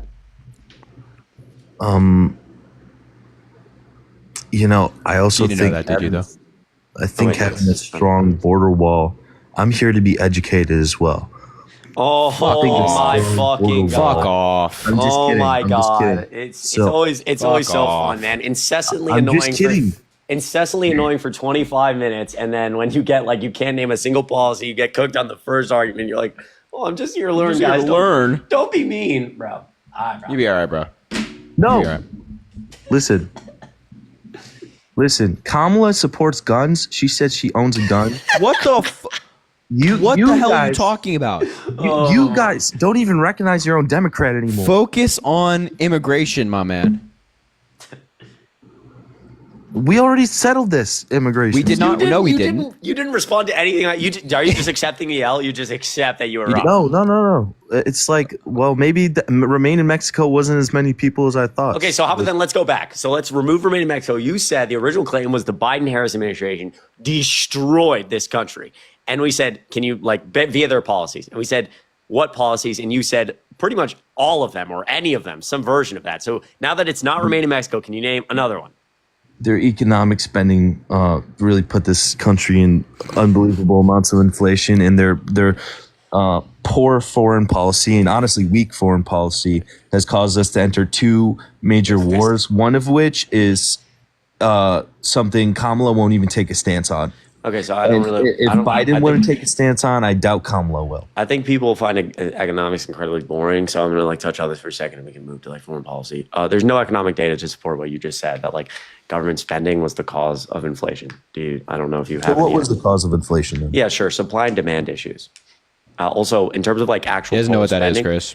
No, he doesn't. But in terms of like actual, and hold on. In terms of spending and increasing our deficit, like Trump far outpaces the Biden-Harris administration. But again, like this idea that like you think that like a bunch of money was printed and it caused inflation is laughable. Like unless you have data to support that, we can move on. Well, you know what? There is an effect of 6 to 11 million people entering your country within 3 years. Yeah, so that also doesn't. Also have an effect on markets. Yeah, so that also doesn't cause inflation. In fact, if you knew like anything about the economy, you know that like we have a issue with like a aging workforce. So right now, there's actually not enough native-born Americans to work every single job. So the immigration that we've seen over the last 3 years has been like a lot of the reason that we have the fastest growing GDP in the entire world for 2 years in a row. And we have like our stock market is ripping and our unemployment is low. And so like this idea that like the immigrant should leave, it costs taxpayers like tons and tons of money. In fact, Bloomberg did a really good economic report on this where it showed that like it would decrease our GDP by 9% over like his economic plans in total, including this mass deportation, would cost American taxpayers like tons of money and significantly lower our GDP. Chris, I have a question. Uh-huh. Do you know how many people 6 to 11 million people is? Do you have any concept of how, like, yeah, do you have a concept so again, of, so facts over feelings. So please explain how this has anything to do with the economy or inflation. Because supply and demand, there's a limited supply of housing. There's a limited supply of everything. Okay, so, right. So obviously, like, wait, Chris, wait, let me just get something. Let me communicate something quickly. How many McDonald's do you think there are in the United States? I have no idea. Like, just give a guess. I don't know, dude. I don't know. You see a McDonald's everywhere. I mean, like, you can go like 2 miles. Nobody fucking knows. Just go. Can you just get to the point? There's 13,449 McDonald's in the United States. Why the fuck do you know that? Because there are McDonald's everywhere. And there's only that doesn't explain why you know that. United States. Okay, so what's your point? Wait. They're constantly making McDonald's. You see more McDonald's getting made than apartment complexes. Okay, dude, what is your point? When 6 to 11 million people enter your country in 3 years, you don't have enough time to build 5 million new housing. So maybe you want to elect a candidate who wants to build like millions of new houses? You don't. That is the dumbest. This is the housing market. Can I ask you a question? First of all, that's really stupid. I'm gonna let Harry speak. Is that really stupid though? No. Can I ask a question? How many people? How many people are? You know how many McDonald's there are? How many people are in America? What's the population of America? 300 million. Yeah, it's more like 300. It's more now. But okay. But I'm just saying, like, this idea that like 6 million people would have a massive effect on inflation. No, because you're also thinking of the non-continental United States, which makes up for a decent amount of the population. Okay. So again, like I think that like in context of the fact that like we're really struggling to have enough Americans to work every single job, the positive effects from like this massive immigration has far outweighed any negative effects. And that's been shown over and over and over again by like the monthly job reports and by economists who say that like the entire reason the U.S. economy is the strongest in the world, it's being like solely held up by like immigrants, whether documented or undocumented. Dude, how do you think they're going to build houses when like California? Do you know how many? Do you know how many apartment complex? Wait, no. Do you know how many buildings? Period. Were allowed due to the worst conversation we've ever had. So would you want maybe you want to elect a candidate? Maybe you want to elect a candidate who has a plan to build more houses, right? Maybe the zoning laws. Trump wants to deregulate. Corporations. So can you answer my question? Wouldn't you want to vote for the candidate who actually has a policy when it comes to building houses? The problem is with the zoning laws in both the state and So Joe Biden and Kamala Harris both agree that we have to get rid of certain zoning laws, and certain states have really bad zoning laws, like California. But that's not federal law. That's not federal law. Now, wouldn't you want to vote for the candidate? Wouldn't you want to vote for the candidate who has a plan to build 3 million new housing units? What have they done in 3.5 years? I'm asking you a question. Wouldn't you want to vote for the candidate who wants to build 3 million new housing units? It's all empty lies, hot air, platitudes. Oh, wait. Did you say what have they done in 3.5 years? Did Mexico pay? Did Mexico pay for the wall? Make more houses get built. Did Mexico pay for the wall? What have they done against BlackRock buying up Did all Mexico? houses? The Democrats tried to. The Democrats tried to introduce a bill. The Democrats tried to introduce a bill to block big companies from buying up houses, and the Republicans blocked it. Fun fact. Numbnuts. Yeah, now, did Mexico pay for the wall? I don't know. You don't. Okay. The answer is no.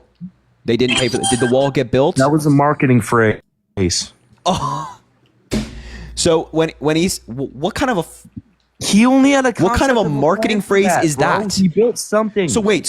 When Donald Trump says something and doesn't do it, it's a marketing phrase. His concept of the plan was that they were going to pay for it, but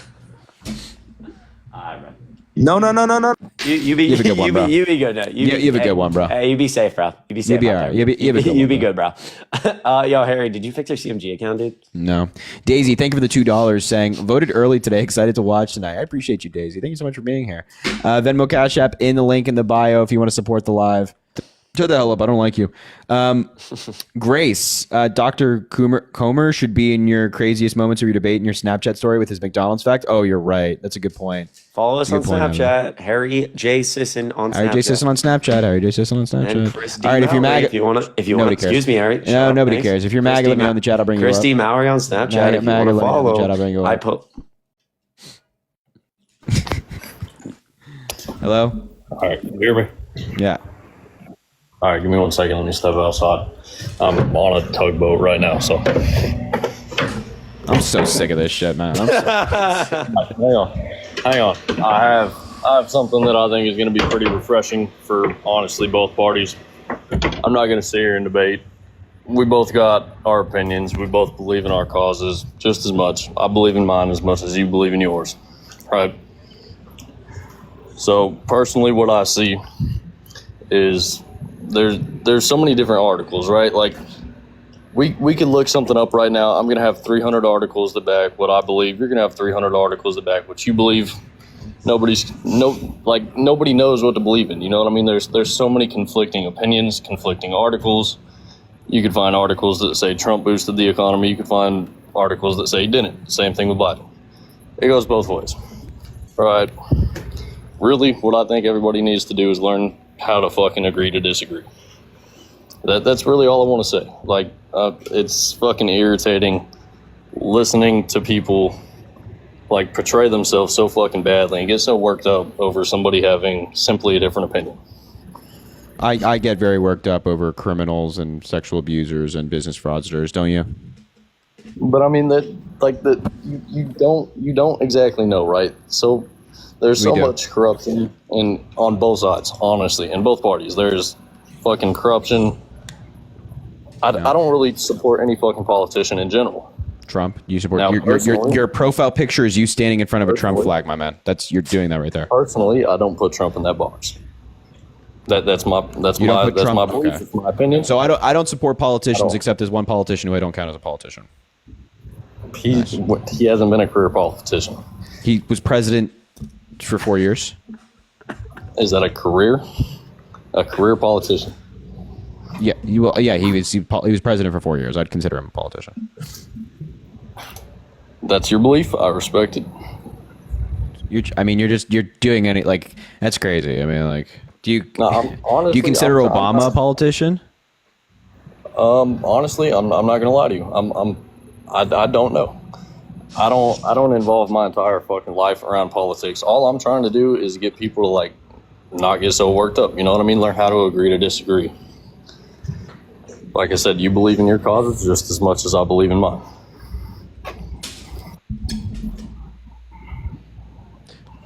Listen, Justin, I think that's fair, and I agree that like a lot of people are being very angry these days, but I do want to point out, like, again, you know, I don't want Donald to do this Trump. anymore. We're done. We're talking about a guy that tried to overturn an election he didn't win. All of his top advisors and staff from his first term say he's completely incompetent, a wannabe dictator, a quote fascist, somebody who doesn't care about the rule of law. Again, most of his hand-selected people, like 90% of them, are not supporting him. This is like a very dangerous time in America, and I think it's like more fair for people to, like, you know, it's one thing to agree to disagree on policy. It's another thing to agree to disagree on, like, American values. You know.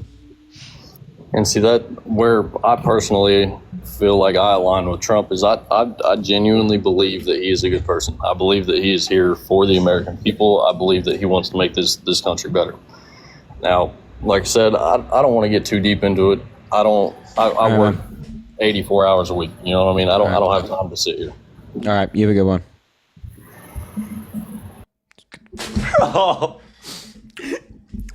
Oh man, dude. What? This guy Harry is so over it. He's so yeah. I was honestly, Justin, appreciate you working hard. I don't know that I can do this anymore, bro. I don't know that I can do debates anymore, man. Bro, you came up here to say we should be able to agree to disagree while simultaneously. I'm gonna be nice. No, I'm just saying in general. Like I can't do this, bro. I cannot do this anymore. Like the debates are they're weighing on the soul, man. No. Let me know in the chat. I'll bring you up. Hey.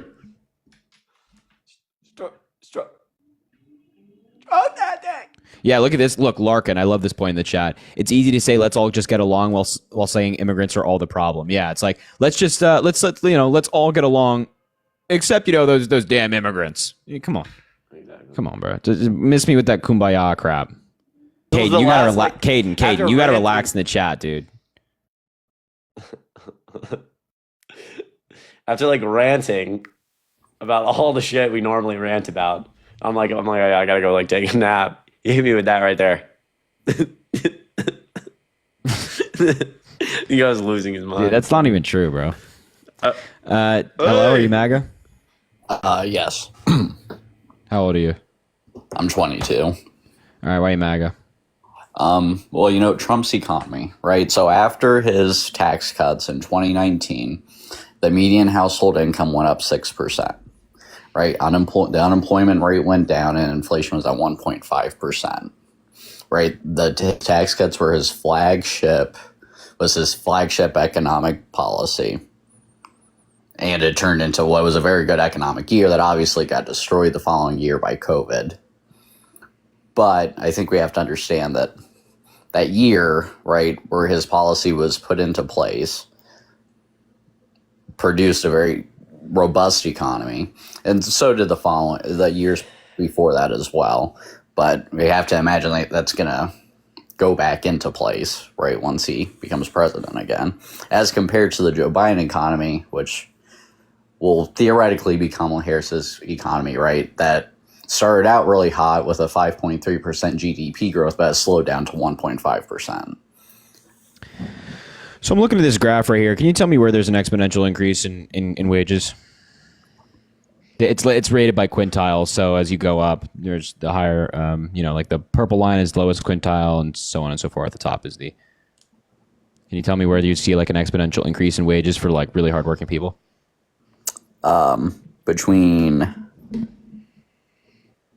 There isn't one. Yeah, there isn't one, right? Yeah. So it's unfortunate, right? So the data is actually not great for when it comes to Trump's tax cut. However, there is a pretty exponential increase for the richest Americans. You see that nice line up there? That goes up. Yeah. That goes up pretty substantially, 2017 onward. But and we so does the also purple know line even. That the wealth gap, right, decreased during Trump's presidency as well. The wealth gap percentage. Are you sure about that? I'm pretty sure. Yeah. I don't think so. I don't think so. I can let me see if I find it. Oh, yeah, maybe. I don't know. Maybe I'll take your word for it. I'm looking at graphs right now, but it doesn't really look like that. It looks like quite the opposite. It looks like it kept going up actually from the graphs I'm looking at. Yeah, I think I'm going to be honest, Harry. I'm not voting for that felon. That guy's a complete idiot. Fuck yeah. What state are you voting in? Ohio. So probably isn't going to count, but No, it matters. You have an important Senate race. that's true. Sherrod Brown is my father. I absolutely love that guy. Well, hell yeah. Have you voted yet? I'm going to next Thursday. Amazing. Maybe on vacation on election days. I have to do it early, but That'll be nice. All right, man. Well, hey, thanks for not voting for Donald Trump. I appreciate you. of course. Thanks, man. All right, we'll bring up the next person. Maddie. Venmo Cash App in the link in the bio if you want to support the live. Venmo Cash App link in bio. Hello? Can you turn off the goddamn TV? Let me turn that off real quick. Yeah, appreciate you. Essence, thank you for the $7. Can we get a late night live? Depends. Laura, thank you for the $1. Please tell Chris to get a damn Cash App. He does have a Cash App. It's Chris D. Mowry on Cash App. He does indeed. Venmo Cash App link in the bio. What's up, bro? What's up, man? Why are you voting for Kamala? What's she gonna do for us? She's competent. She's qualified. She's had a career in public service. She's dedicated her life to fighting for average Americans. And as district attorney, as attorney general, as senator, as vice president, she also has good policies that make our lives better, whether it be making it easier to start a small business or making it easier to buy a house or protecting women's reproductive rights or protecting the environment or investing in manufacturing or expanding veterans healthcare or just expanding healthcare generally. She has policy that covers all of these bases, and I appreciate that. And that, to me, speaks volumes. It certainly speaks louder than Donald Trump, who just rants about himself, his own grievances. And, of course, Donald Trump is a convicted felon, a proven sexual abuser, and a proven business fraudster. All right, so we're gonna break this down because I don't agree. How is she gonna make housing more affordable and cheaper? Yeah, so part of her plan is giving $25,000 in down payment assistance to first-time homebuyers, specifically people who don't make as much money as like the top 1%. What was that? Let's talk about that one thing. She's gonna give $25,000 to first-time homebuyers. Yep. That's what you said. That's never been done before in history. It's not true. It's never been done before. That's not Explain true. how. So in like major cities around the country, we have like down payment assistance programs already in place. So like Houston, yeah, we do. For example. On a loan. On a loan. We don't give $25,000. Not all of them are loans. Oh, every single one is a loan. No one just handing out money. Tell me one. It's not true. So I believe it's Houston. I believe it's Houston, Texas. They have a down payment assistance program that's not loans. But also, like, what's your problem with the program? Really? So what is it? What I just said? Down payment assistance. What is your problem with the program? Yeah, my problem is she's just giving out $25,000 to a small group of people who get to benefit versus other people who aren't first-time homebuyers. And what it's really going to do when you don't ask people to pay back on your loan is it's just going to inflate housing cost. Yeah, that's really fucking stupid. Why would it inflate housing costs? Why would it inflate housing costs? What would you do if you were selling a house? If you were selling a house and some young dumbass kid just got $25,000, he really wants his house really, really bad. You don't know if they get it. You can bump it up on them. You don't know who's gotten what house or what program and who hasn't. Like you don't know who's really? The person selling the house will not know if somebody's gotten the down payment assistance, correct? Really? Yep. Okay. How about when it's put into law and everyone knows the new law? Yeah, I mean, people will know it's a law, but they will not know which person in particular has gotten the 25 grand. Also, if for some reason a person lists a house, so let's just say like $200,000, and a person's like, yeah, I want to buy this house. And then for some reason that the other person, the seller, suspects that this person was the beneficiary of the down payment assistance program and they jacked the price up $25,000, it's probably likely that the person who might be buying that house would no longer go forward with the purchase because somebody just jacked it up 25 grand, and they'll go to somebody else who has a cheaper house that they'll buy who won't do that. And plus, since there's going to be 3 million new housing units in the market, there's far more competition. And I don't know any realtor out there, any developer who's like, you know what, I'm just going to bump up my prices 25 grand. Actually, a lot of them. I work. Yeah, really? Who? Yeah, and the thing is, a lot of real estate agents are looking for dual sides to represent both sides. And so in order for them to do their right fiduciary, they would have to explain that to both sides. So I don't know what real estate agents you're talking about, $25,000. but the point is that if you're about to close a house and you're agreed upon price of like 200 grand, and then they suddenly jack it up 25 grand, person's not going to go forward with the purchase. And also, I don't know why you think that, all of a sudden these programs are going to lead to price increases for housing when, again, we have programs like this around the country. Well, I'm gonna be honest. We don't have 2 points I just want to state before you interrupt. So we don't have any programs that just hand out money. Every single program we have, we had to pay back on a loan. We have FHA loans at 3% down. That's not giving you money. That's giving you that's making on $1 million house, you can put what, 30,000 down. That means you still got to pay your interest. We don't just give out money here, and it's communism. That's not communism. No, we're also just handing out money. It's gonna. When does handing out money not increase inflation? So I'm reading about it right now online. The United States has a number of programs, included in New York City, that offers grants or loans to assist with down payment and closing costs. So grants or loans. So explain that, because I do know of one. If you go to a first-time homebuyers program or teaching of first-time homebuyers, they do give you a small grant of $1,000 because you just got educated on how to buy your first house. Is that communism?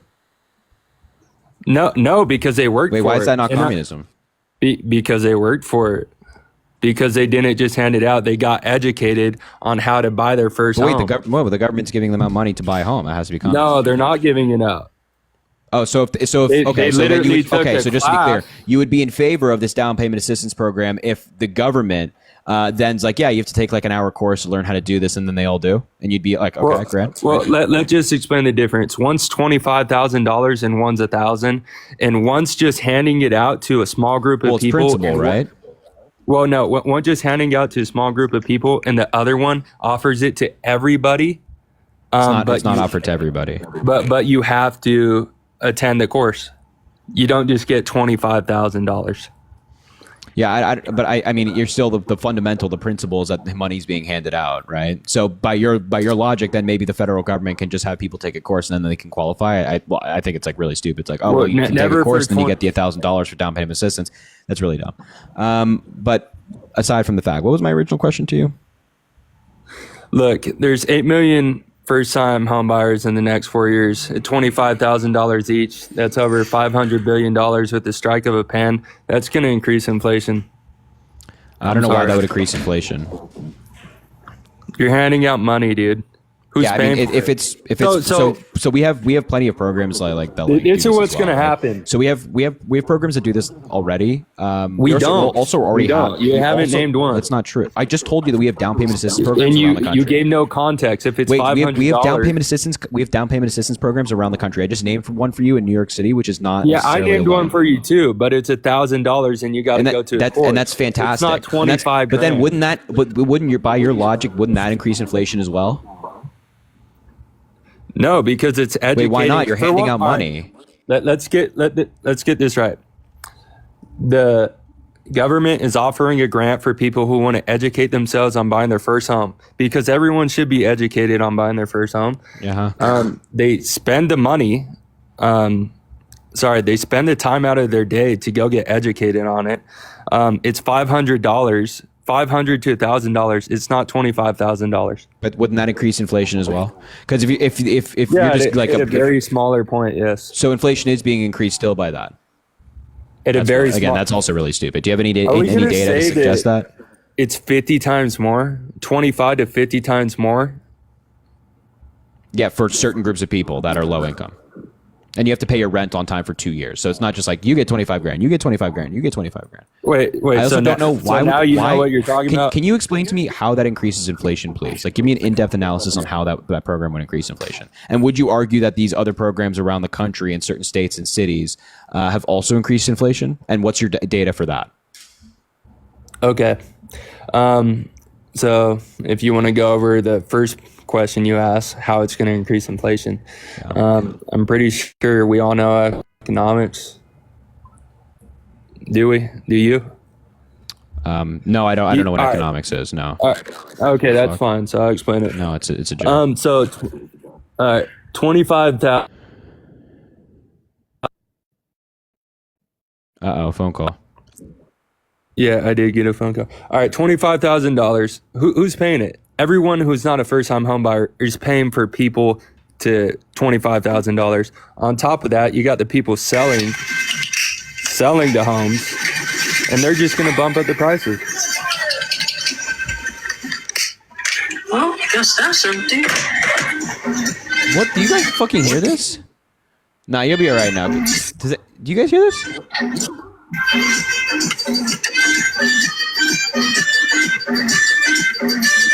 Who's paying for it, bro? Do you guys hear that? What the? Bro, what the? Okay, I was not the only one that heard that, right?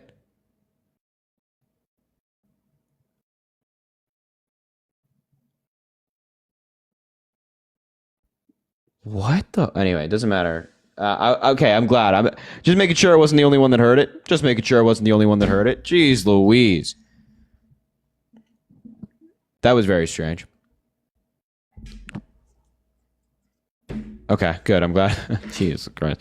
Hold on. Yo, Roxy, thank you for the $2. Maddie's been on before. I don't actually recall him being on before. But maybe, I don't know. We talked to a lot of people. All right, if you're MAGA, let me know in the chat. I will bring you up, and you can tell me why you're MAGA. Let's bring up this person. 10, 11-ish days until the election. Crazy, man. What's up? Hello? Hey, you hear me, Harry? Yeah, I can hear you. How you doing today? I'm good. How are you? I'm doing good. So for me, as a veteran that just got out, and I'm like in the IRR and everything, I'm scared of going back into a war, basically, under Kamala. And that's like the only thing that I'm scared of, you know? Why are you scared of going into war because of Kamala Harris? It's because of the whole Israel and Palestine thing, because they're both parties are funding Israel, basically, under everything. And Kamala, I've seen in interviews or like clips I've seen on TikTok where she defends it, and that's the only thing that's very like. Wait, she defends funding Israel? Yeah. I like. And you think that's going to bring us into World War III or a broader war? Yeah, stuff like that, and like. But doesn't Trump also defend funding Israel? Yeah, 100%, and that's what scares me too. And I just like, and there's also like Ukraine and Russia and everything too, and that's like I want to put my vote towards someone that's not gonna take me out of the IRR to send me to. I don't think that their goal or Kamala Harris's goal is to take you out of the IRR. We're not interested in putting American troops on the ground in Israel or Ukraine. Yeah, and like that's the only thing with me wise. To be honest, I'm very fucking nervous right now because I didn't expect to get in. Yeah, you're good, man. You're good. What I would say is that I think you have to be more careful about Donald Trump doing that, given the fact that there was almost a broader war with with Iran when he was president. Given the fact that Iran attacked us, and also we just learned the other day. I want to say it's from like an Associated Press article, maybe the New York Times, maybe it was CBS, but that Donald Trump was on the phone with Netanyahu and basically said to him, "Do whatever you got to do when it comes to Iran." Which I don't think is smart. I don't think just saying like, yeah, no, not at all, not at all. I agree. So, and also, Iran, Trump pulled us out of the Iran nuclear deal, which allowed Iran to get closer to a nuclear weapon. Now our own intelligence tells us that they're closer to a nuclear weapon than ever before. So I'd say that if you're like, I really don't want more war, I wouldn't vote for Donald Trump, who increased drone strikes 450%. I'd vote for Kamala Harris, who's been part of the administration, which has virtually ended the drone war and has strengthened our alliances around the world, especially with countries we weren't previously open to, like the Philippines, for example. Right. But like when I was under Biden and Kamala. Yeah. And we did get sent to a combat zone. And Where I were saw you sent? her, like, what's that? Where were you sent? Do you know where Djibouti, Kenya is? Like that area? I mean, I'm familiar with Kenya. I'm not familiar with Djibouti, but yeah. Okay, so Djibouti is like one of the biggest ports in Africa, Gotcha. and that's like, so we got sent there and then traveled down to Kenya. I'm like, I don't know if I should be breaking my secret clearance. Well, don't say anything you should. Don't say anything you should. But it's Kenya. You can look it up, like Camp Simba. There was an attack on it in 2020. Gotcha. But I was sent there, and during like Biden and Kamala, and I saw during the debate that she said that there was no troops in combat zones, but I got a combat, patch for everything like that and stuff. And I just don't want to see like my brothers and sisters in arms, like who got out, who like want to like renew their lives, because, getting out of the military, you're basically like restarting your life and stuff like that. And I don't want to come back into it like something that was not that great for me, Yeah. So, But again, I would just say that like Kamala Harris doesn't want to get us into a war. She's not as pro-war as Donald Trump is. Like, again, Trump increased drone strikes 450%. He dropped the, quote, mother of all bombs, his wording, on Afghanistan during his presidency, and bombed places like Yemen, right? So I don't think that somebody that drops the mother of all bombs is probably is the most peaceful person in the world. I also don't think that somebody that increased drone strikes and as a result civilian deaths is the most peaceful person in the world. I would vote for Kamala Harris, who's like said, yeah, these things are terrible. Like I would not do these things, and who is not interested in a broader war in the Middle East, and is not giving Netanyahu free reign to do whatever he wants, and is trying to solve these things as opposed to further them, like Netanyahu would be doing, and as just happened tonight with a further strike on Iran.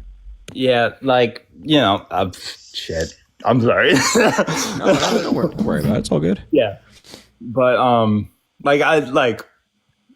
respectable as possible. I go on like, Trump for blah blah blah and Kamala for stuff like that, like on lives, and I want to hear like from every point of view, because I'm still undecided vote. And my friends are telling me to vote. My family's telling me to vote. And like, as like an undecided like voter, it's kind of scary to know that both sides, like, it's like you don't know what to do. Where are you leaning right now? Just out of curiosity. Out of curiosity, I'm kind of leaning more like, because I'm a libertarian, so Sure. I'm moving more toward Trumpish. But I mean, like, Kamala has like great stuff, like, like with the whole Roe v. Wade, I believe that women should, have an abortion whenever, like stuff like that. It's weird because, I'm like a moderate libertarian, and it goes back and forth, like when it comes to both policies, and it's like hard to choose when it comes to like choosing between the two. Sorry. Right.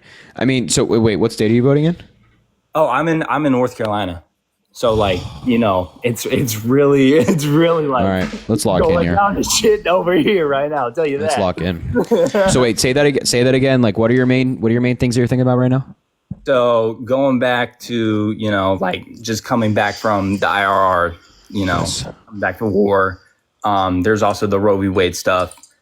And then like, I get the border stuff from both sides. Like, yeah, people that come in from,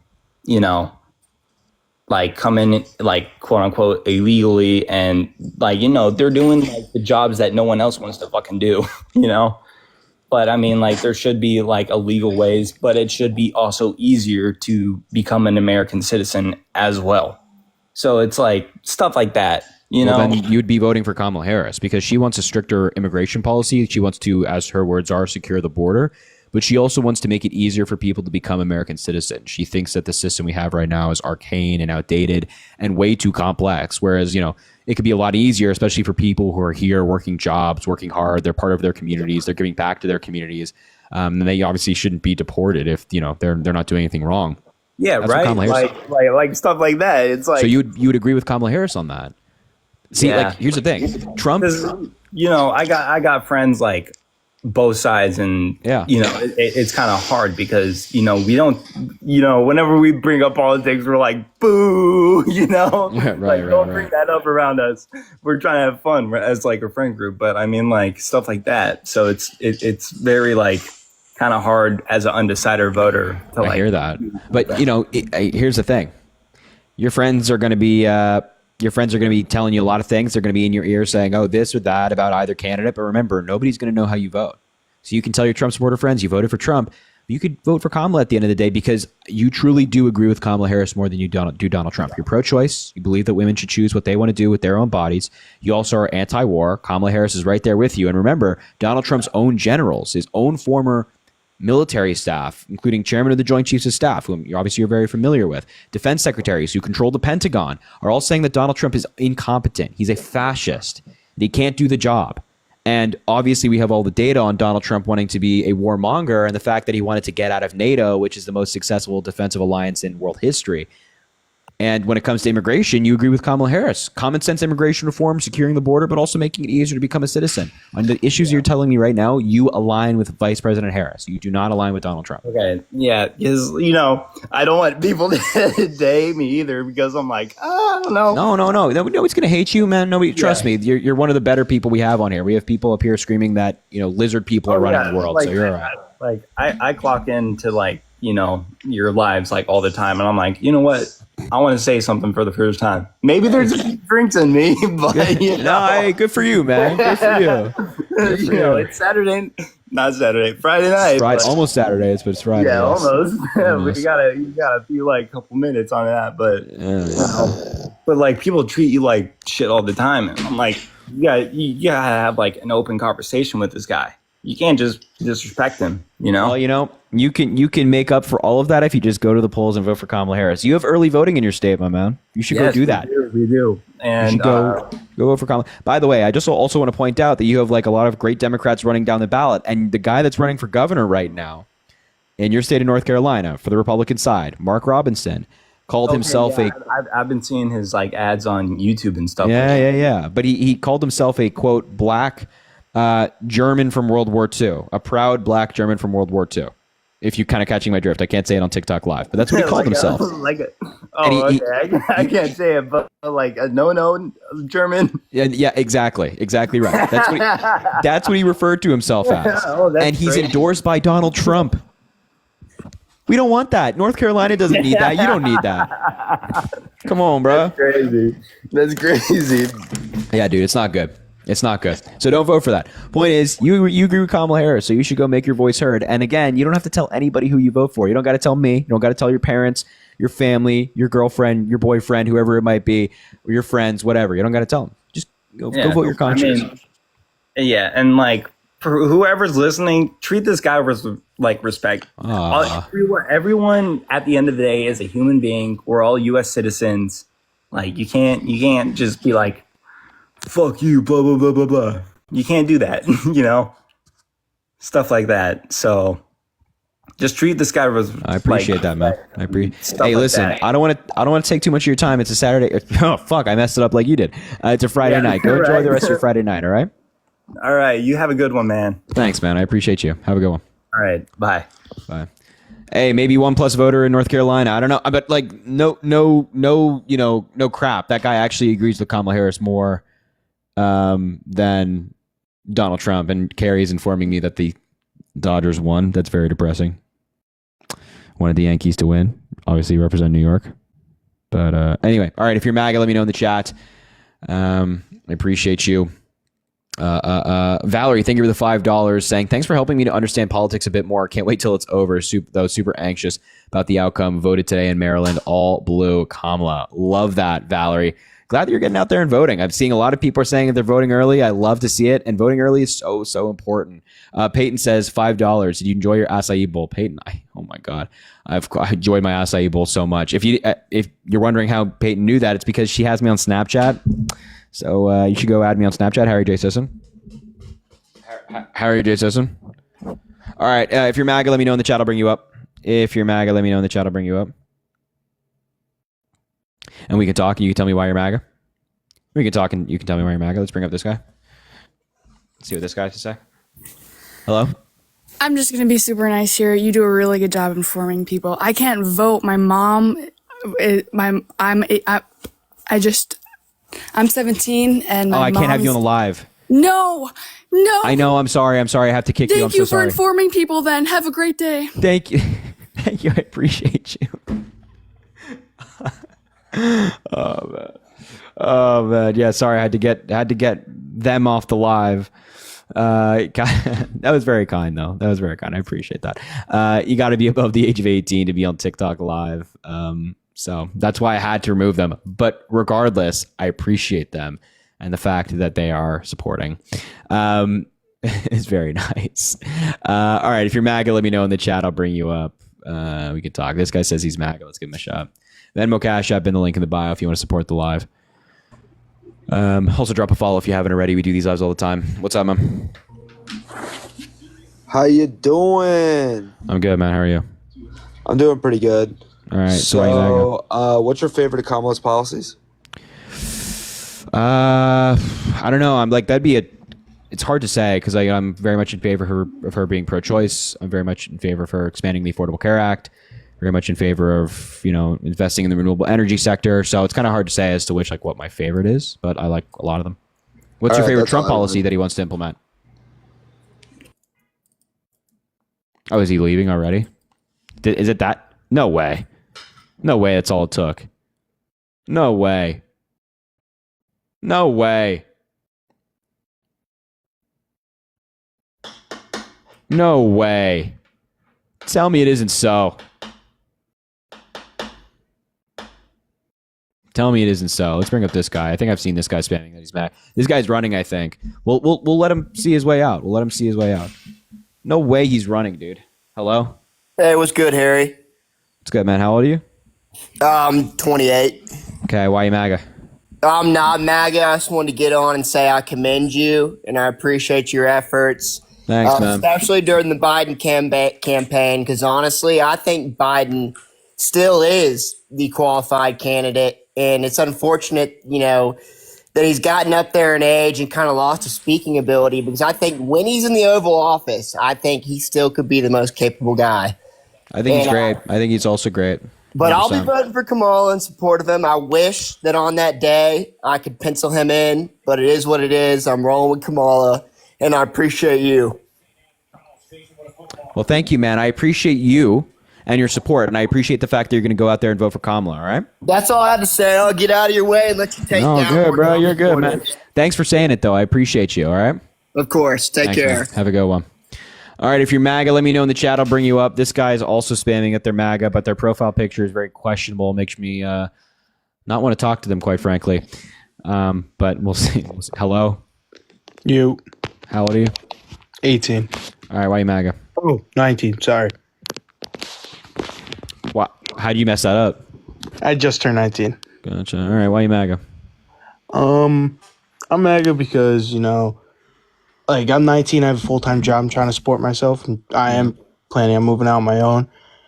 And, under Trump, I was making more money. I know legally, I was 16 at the time, trying to make money. And I was making less hourly then, but I'm pocketing less money now, and I'm making more. Mm-hmm. So can you explain that to me somehow, some way? Yeah, absolutely.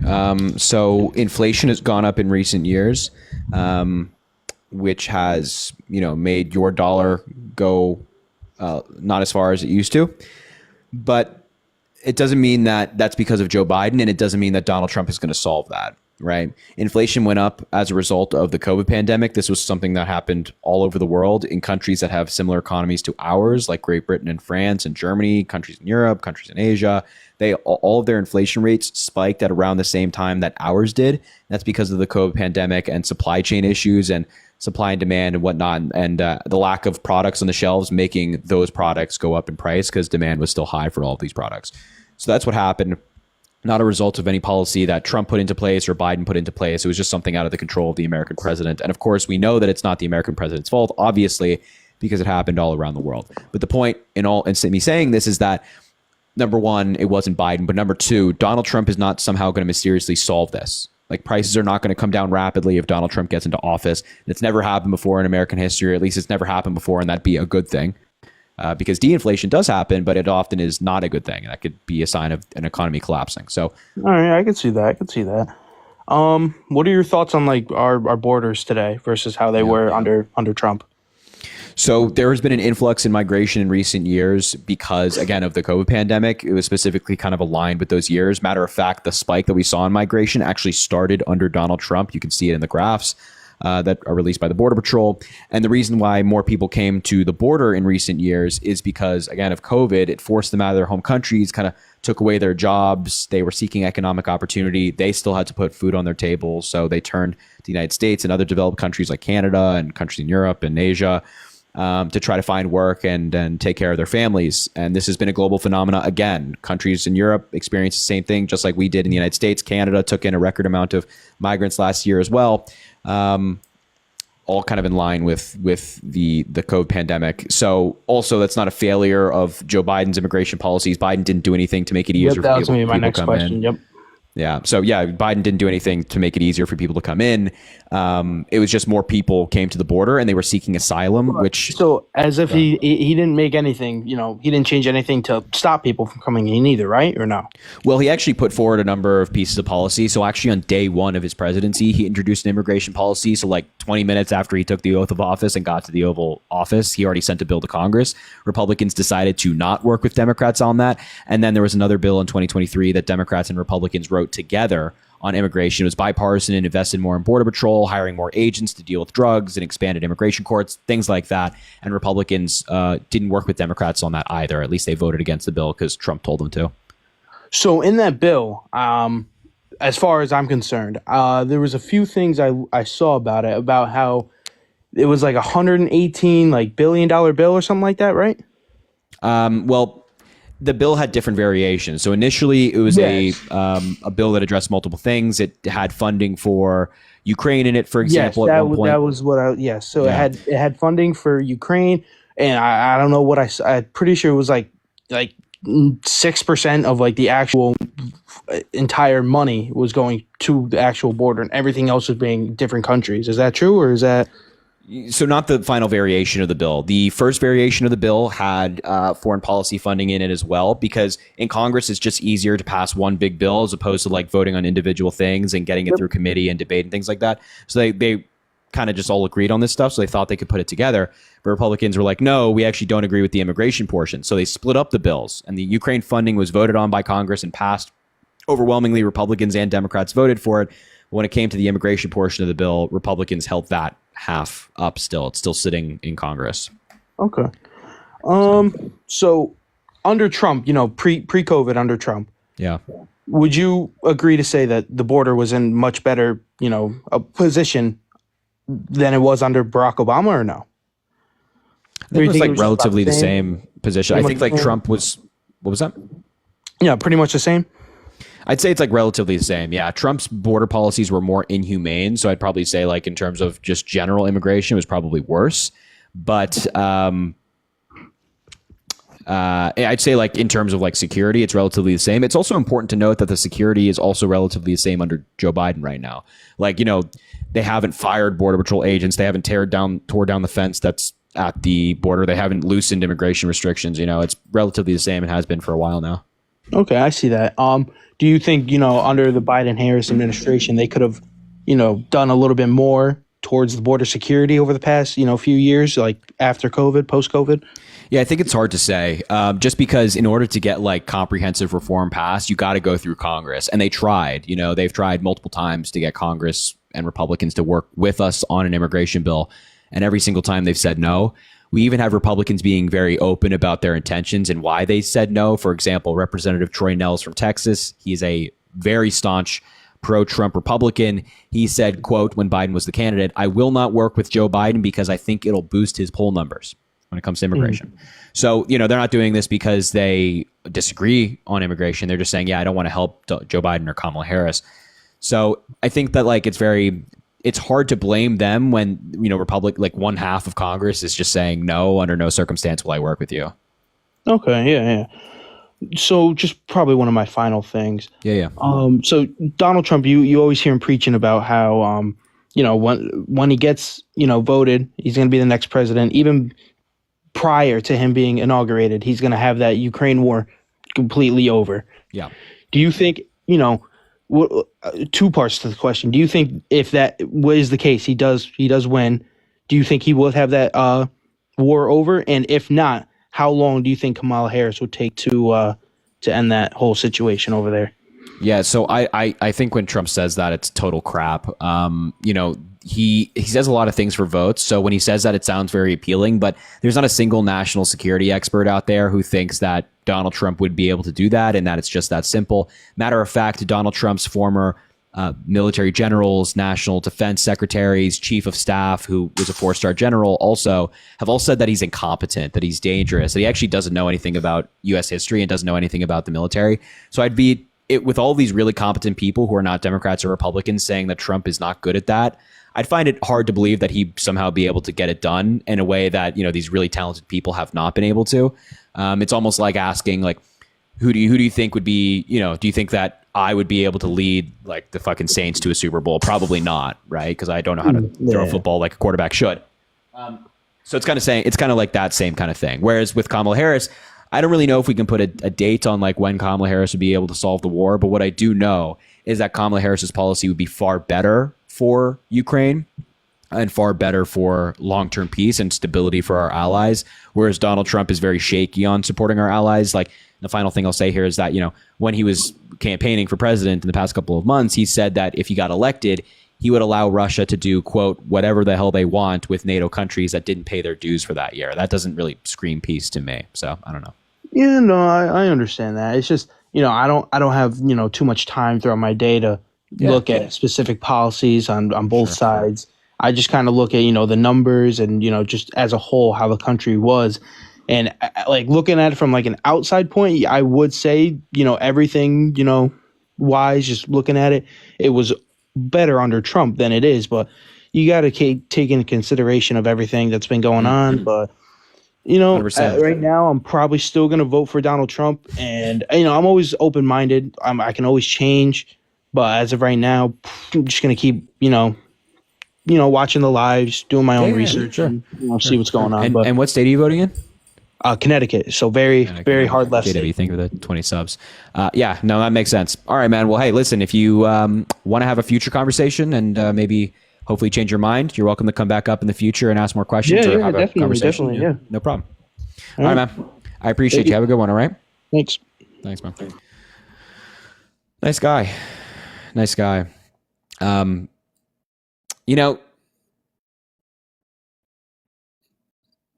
Changing minds takes time. You know what I mean? I think that's the thing. Please. So, oh my God, somebody in the comments said, hold on. Somebody in the comments said, where is this comment? I just saw it. Hold on. Oh, Tony said, I'm writing your name for President Harry. Please do not do that. Please do not write my name in for president. That would be not good. Not now, at least. Thank you, JW, for the 20 subs, by the way. And thank you, JW, for the $50 on Venmo saying, showing some love. Next time you talk to Chris, tell him to eat more instead of drinking caffeine. Have a good night, bud. JW, I appreciate that a lot. Thank you. Thank you so much. I will deliver the information to Chris. I will let him know. We will definitely tell Chris that next time. I appreciate the $50. Drop some W's in the chat for JW. Also, Elizabeth, thank you for the $47 saying, hi, thank you for all that you do with spreading information. My mom and I voted down the ballot in the Chicagoland area. I haven't seen the line so long since Obama. It took 40 minutes to vote. Wow. I like to hear that. Yo, Elizabeth, thank you for the $47. Drop some W's in the chat for Elizabeth and JW, $47 and $50. It's incredibly kind. And she voted today in Chicago, or Chicagoland, I should say. That's awesome. We love that. Look at the person in the chat. Can you and Dean go live together one day? Absolutely. I go live with Parker and Dean every once in a while, All right, we'll do. Let me know if you're MAGA in the chat. I gotta go. Like, I gotta work out. I gotta go ride the Peloton now. So, but I'll do one more. I'll do one more debate. Let me know if you're MAGA in the chat. I will bring you up, and you can tell me why you're MAGA. And you can tell me why you're MAGA. Let's bring up this guy. Give him a chance. Why not? Venmo, Cash App in the link in the bio if you want to support the live. Also, drop a follow if you haven't already. All that good stuff. Hello. Hello. How old are you? I am 42. All right. Why are you MAGA? Because I am anti-war. Okay. So why would that lead you to vote for Donald Trump? Because one party is advocating for war and the other party is advocating against war. So how is Donald Trump advocating against war exactly? He did not enter any wars, and he is the only person talking about ending wars. The other party is interested in advancing wars. You have the Cheneys and other people who were in the Republican Party, and they were supporting wars when they were in the Republican Party, and now they are supporting the Democrats. Yeah, because of democracy, not because of wars. It's because your guy tried to overturn an election he didn't win, and is laying the groundwork right now for trying to overturn 2024, at least question the results of 2024 if he loses. So they're not doing it because they're pro-war. Well, I'm talking about wars. No, I know you're talking about wars, but you brought up the Cheneys as to why they're endorsing Kamala Harris and Democrats. It's not because of wars or their policy on war. It's because Donald Trump wants to destroy American democracy. Right. Well, it's for war. They're not endorsing. How many times do I have to say this? They're not endorsing Kamala Harris because of their war policy or their foreign policy. I do not care about the specific reason that they are supporting. Well, you brought up their name, so the reason they are supporting them, they stand for war themselves. How does Donald Trump not stand for war? Because he speaks frequently about ending wars. Yeah. I know that Donald Trump speaks he talks a big talk. He does that often with like a lot of policies, especially with like the economy. He says, I'm going to get rid of this tax, this tax, this tax. By the way, he was president for 4 years, didn't do any of that. But I think actions speak louder than words. I think you would agree. And when Donald Trump was president, I'm going to give you the whole spiel like I do normally. People already probably know what I'm about to say. He increased drone strikes 450%. Civilian deaths went up dramatically, especially in Afghanistan, where civilian deaths went up 330%. We killed a top Iranian general, which then led to Iran attacking the United States and injuring 109 U.S. soldiers, giving them traumatic brain injuries. Donald Trump dropped the, quote, mother of all bombs on Afghanistan. He also bombed places like Yemen, Iraq, Syria. More American troops died abroad under Donald Trump than they did under Joe Biden. So I'm just curious, like, where do you see this anti-war stuff going on? I'm curious. The Democratic Party has drone striked an American citizen. You know what I'm talking about, I assume. What are you referencing in particular? I'm not. You say this, it's like very vague. Like, what are you talking about? When Obama was president, they drone striked an American citizen. That citizen was engaging in bad behaviors, but they did drone strike an American citizen. I mean, maybe I'm not honestly familiar with the individual circumstance you're referencing, but I don't think that speaks to Donald Trump being anti-war. He didn't refute anything I just said. He is campaigning on ending wars. I know what he's campaigning on, but we have the nice thing about this election is we actually have like a record of the Republican nominee, and we have a record for the administration that the Democrat is serving in right now. And the record that the Republican has is very much pro-war and like bombing our enemies constantly. Are you telling me that Kamala Harris is anti-war? I think that Kamala Harris is... thank you, JW, for another 10 gifted subs. I appreciate it, man. I think Kamala Harris is war when we need it kind of individual, just like Joe Biden. Like Joe Biden has virtually ended the drone war. He's far more anti-war than Donald Trump is, and you can just look at the numbers on this. The numbers are clear. And Kamala Harris has served in this administration and kind of talked about having the same position that, we don't need to be drone striking all of these different countries every single day. We don't need to be spending millions and millions and billions of dollars, that is, on different drone strikes in all these countries every single day. Whereas Donald Trump did in his presidency. You're voting for the guy who's more pro-war. No, that's not true. Because, like you said, you need to have strength to prevent wars. So, war is a fact that all nations have the capability to do. So we have one party who has been in power the past 4 years, and what they have done is had multiple wars on multiple fronts escalate. What fronts? Escalate. What fronts is the United States having a war on right now? We have a war going on in Ukraine. We have a war We're going not on in directly Israel. involved in that war. Yes, we are. No, we are not. We do not have troops on the ground. There's no front. We are engaged in a proxy war with Russia. We are funding Ukraine, which we've been doing for a long time now. Donald Trump funded Ukraine as well. Yes, and the war needs to end. Okay, so we both agree that the war needs to end, but the war shouldn't end by just giving Russia whatever they want, right? Whereas Donald Trump is saying, like, he's flirted with that idea. Diana, thank you for the subscription. He's flirted with that idea. And again, you know, this is somebody who just told, I was just telling the last gentleman that Trump on the phone told Netanyahu when it came to striking Iran to just do whatever you need to do. That doesn't sound very anti-war to me. That sounds like a big escalation. I don't think that's funny. Right. Thank you, JW, for another gifted sub, man. You're killing it. I appreciate it. So when war inevitably does happen, you would rather have Kamala Harris as the commander-in-chief. Yeah, I don't think war is inevitable, but hypothetically, if a war were to take place, I would most certainly rather have Kamala Harris. Without a shadow of a doubt, have Kamala Harris. That strikes me as odd. Why would you rather have Donald Trump? Somebody who, again, has been called by his own generals, his own defense secretaries, he's been called incompetent and dangerous. Why would you rather have that guy? They're likely liars. They're liars. So these people have dedicated their life to service. These people who have served in uniform for 4 decades with John Kelly, his own son died in battle. You think that guy is a liar? Probably. Really? It's kind of fucked up, don't you think, to call some of the people who served in our military the longest liars? No, because you shouldn't equate one thing to the other. What? You can still serve in the military and you can still be a liar. No doubt. But when it comes to stuff like this, why do you believe they're lying? You have to have like some evidence, because we have a really common trend here, which is former Trump administration officials, actually 40 out of 44 not endorsing him. Many of these folks going on the record to talk about how incompetent Donald Trump is. So it's not one person. It's not a couple people. It's many, many people under Donald Trump saying that this guy has no idea what he's doing. So you think all of these people, even his own vice president, are collectively lying about him? Yes. Yeah, that's just crazy shit.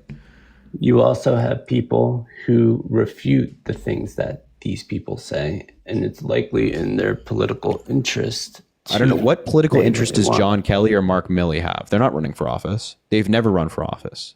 They work in political positions. They do not work in political positions. John Kelly, or for example, maybe you want to call the chief of staff a political position. I could see that. But with the chairman of the Joint Chiefs of Staff, that is not a political position.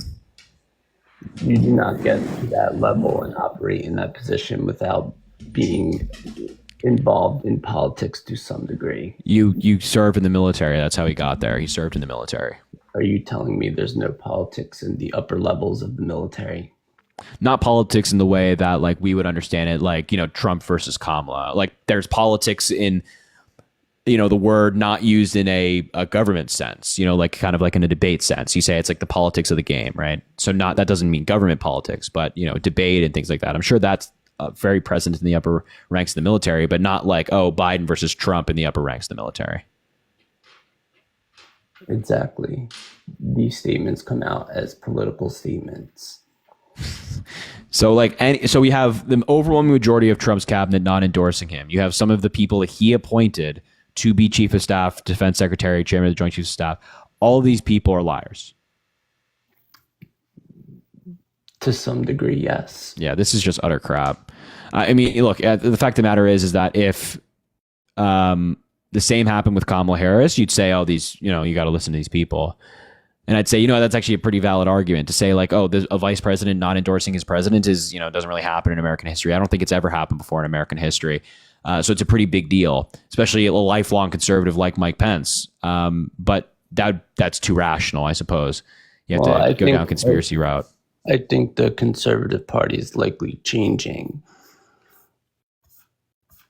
What?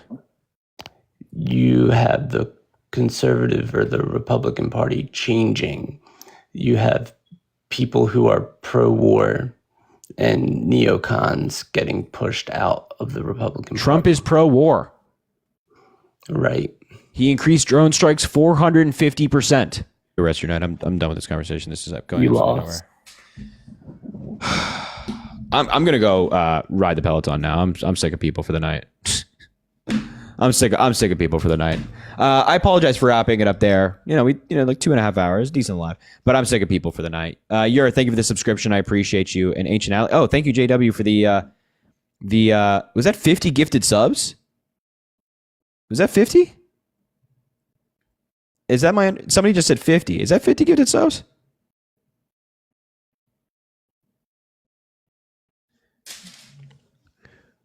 Yes? Holy crap. Yo, JW, thank you for the 50 gifted subs. That is insane. Holy. Yo, please show some love for JW in the chat with 50 gifted subs. He also dropped $50 on Venmo tonight. This guy is lethal when it comes to the support, man. He's always supporting the live. I appreciate you. And Logan, thank you for the $1. Add me back for Black Ops. Got you, my man. Thank you for the 50 gifted subs. Yo, show some love for JW in the chat. I appreciate that so much, man. Thank you, brother. Thank you. Show some love for JW in the chat. Throw some W's in there. I'm going to end it here because, as I said, I'm sick of talking to these people for the night. And it's also a weekend, so we'll call it for the evening. But we'll try to be back tomorrow. I can be back tomorrow. So anyway, ladies, gents, boys and girls, everybody in between, we're going to wrap up the live. Please follow on all the different platforms, Instagram, Twitter, YouTube, TikTok, Snapchat. All of those links are in my bio. It'd mean a lot if you could go follow on those things. By the way, on the Snapchat, we do a fun little series called craziest / funniest moment of the debates for every night. So if that's something that interests you, go and follow on the Snapchat. Harry J. Sisson on Snapchat, Harry J. Sisson on Instagram and on Twitter and on YouTube. And of course, TikTok. Drop a follow here if you haven't already. We do these lives all of the time. And follow on all the platforms. And what else do I have to share with you? I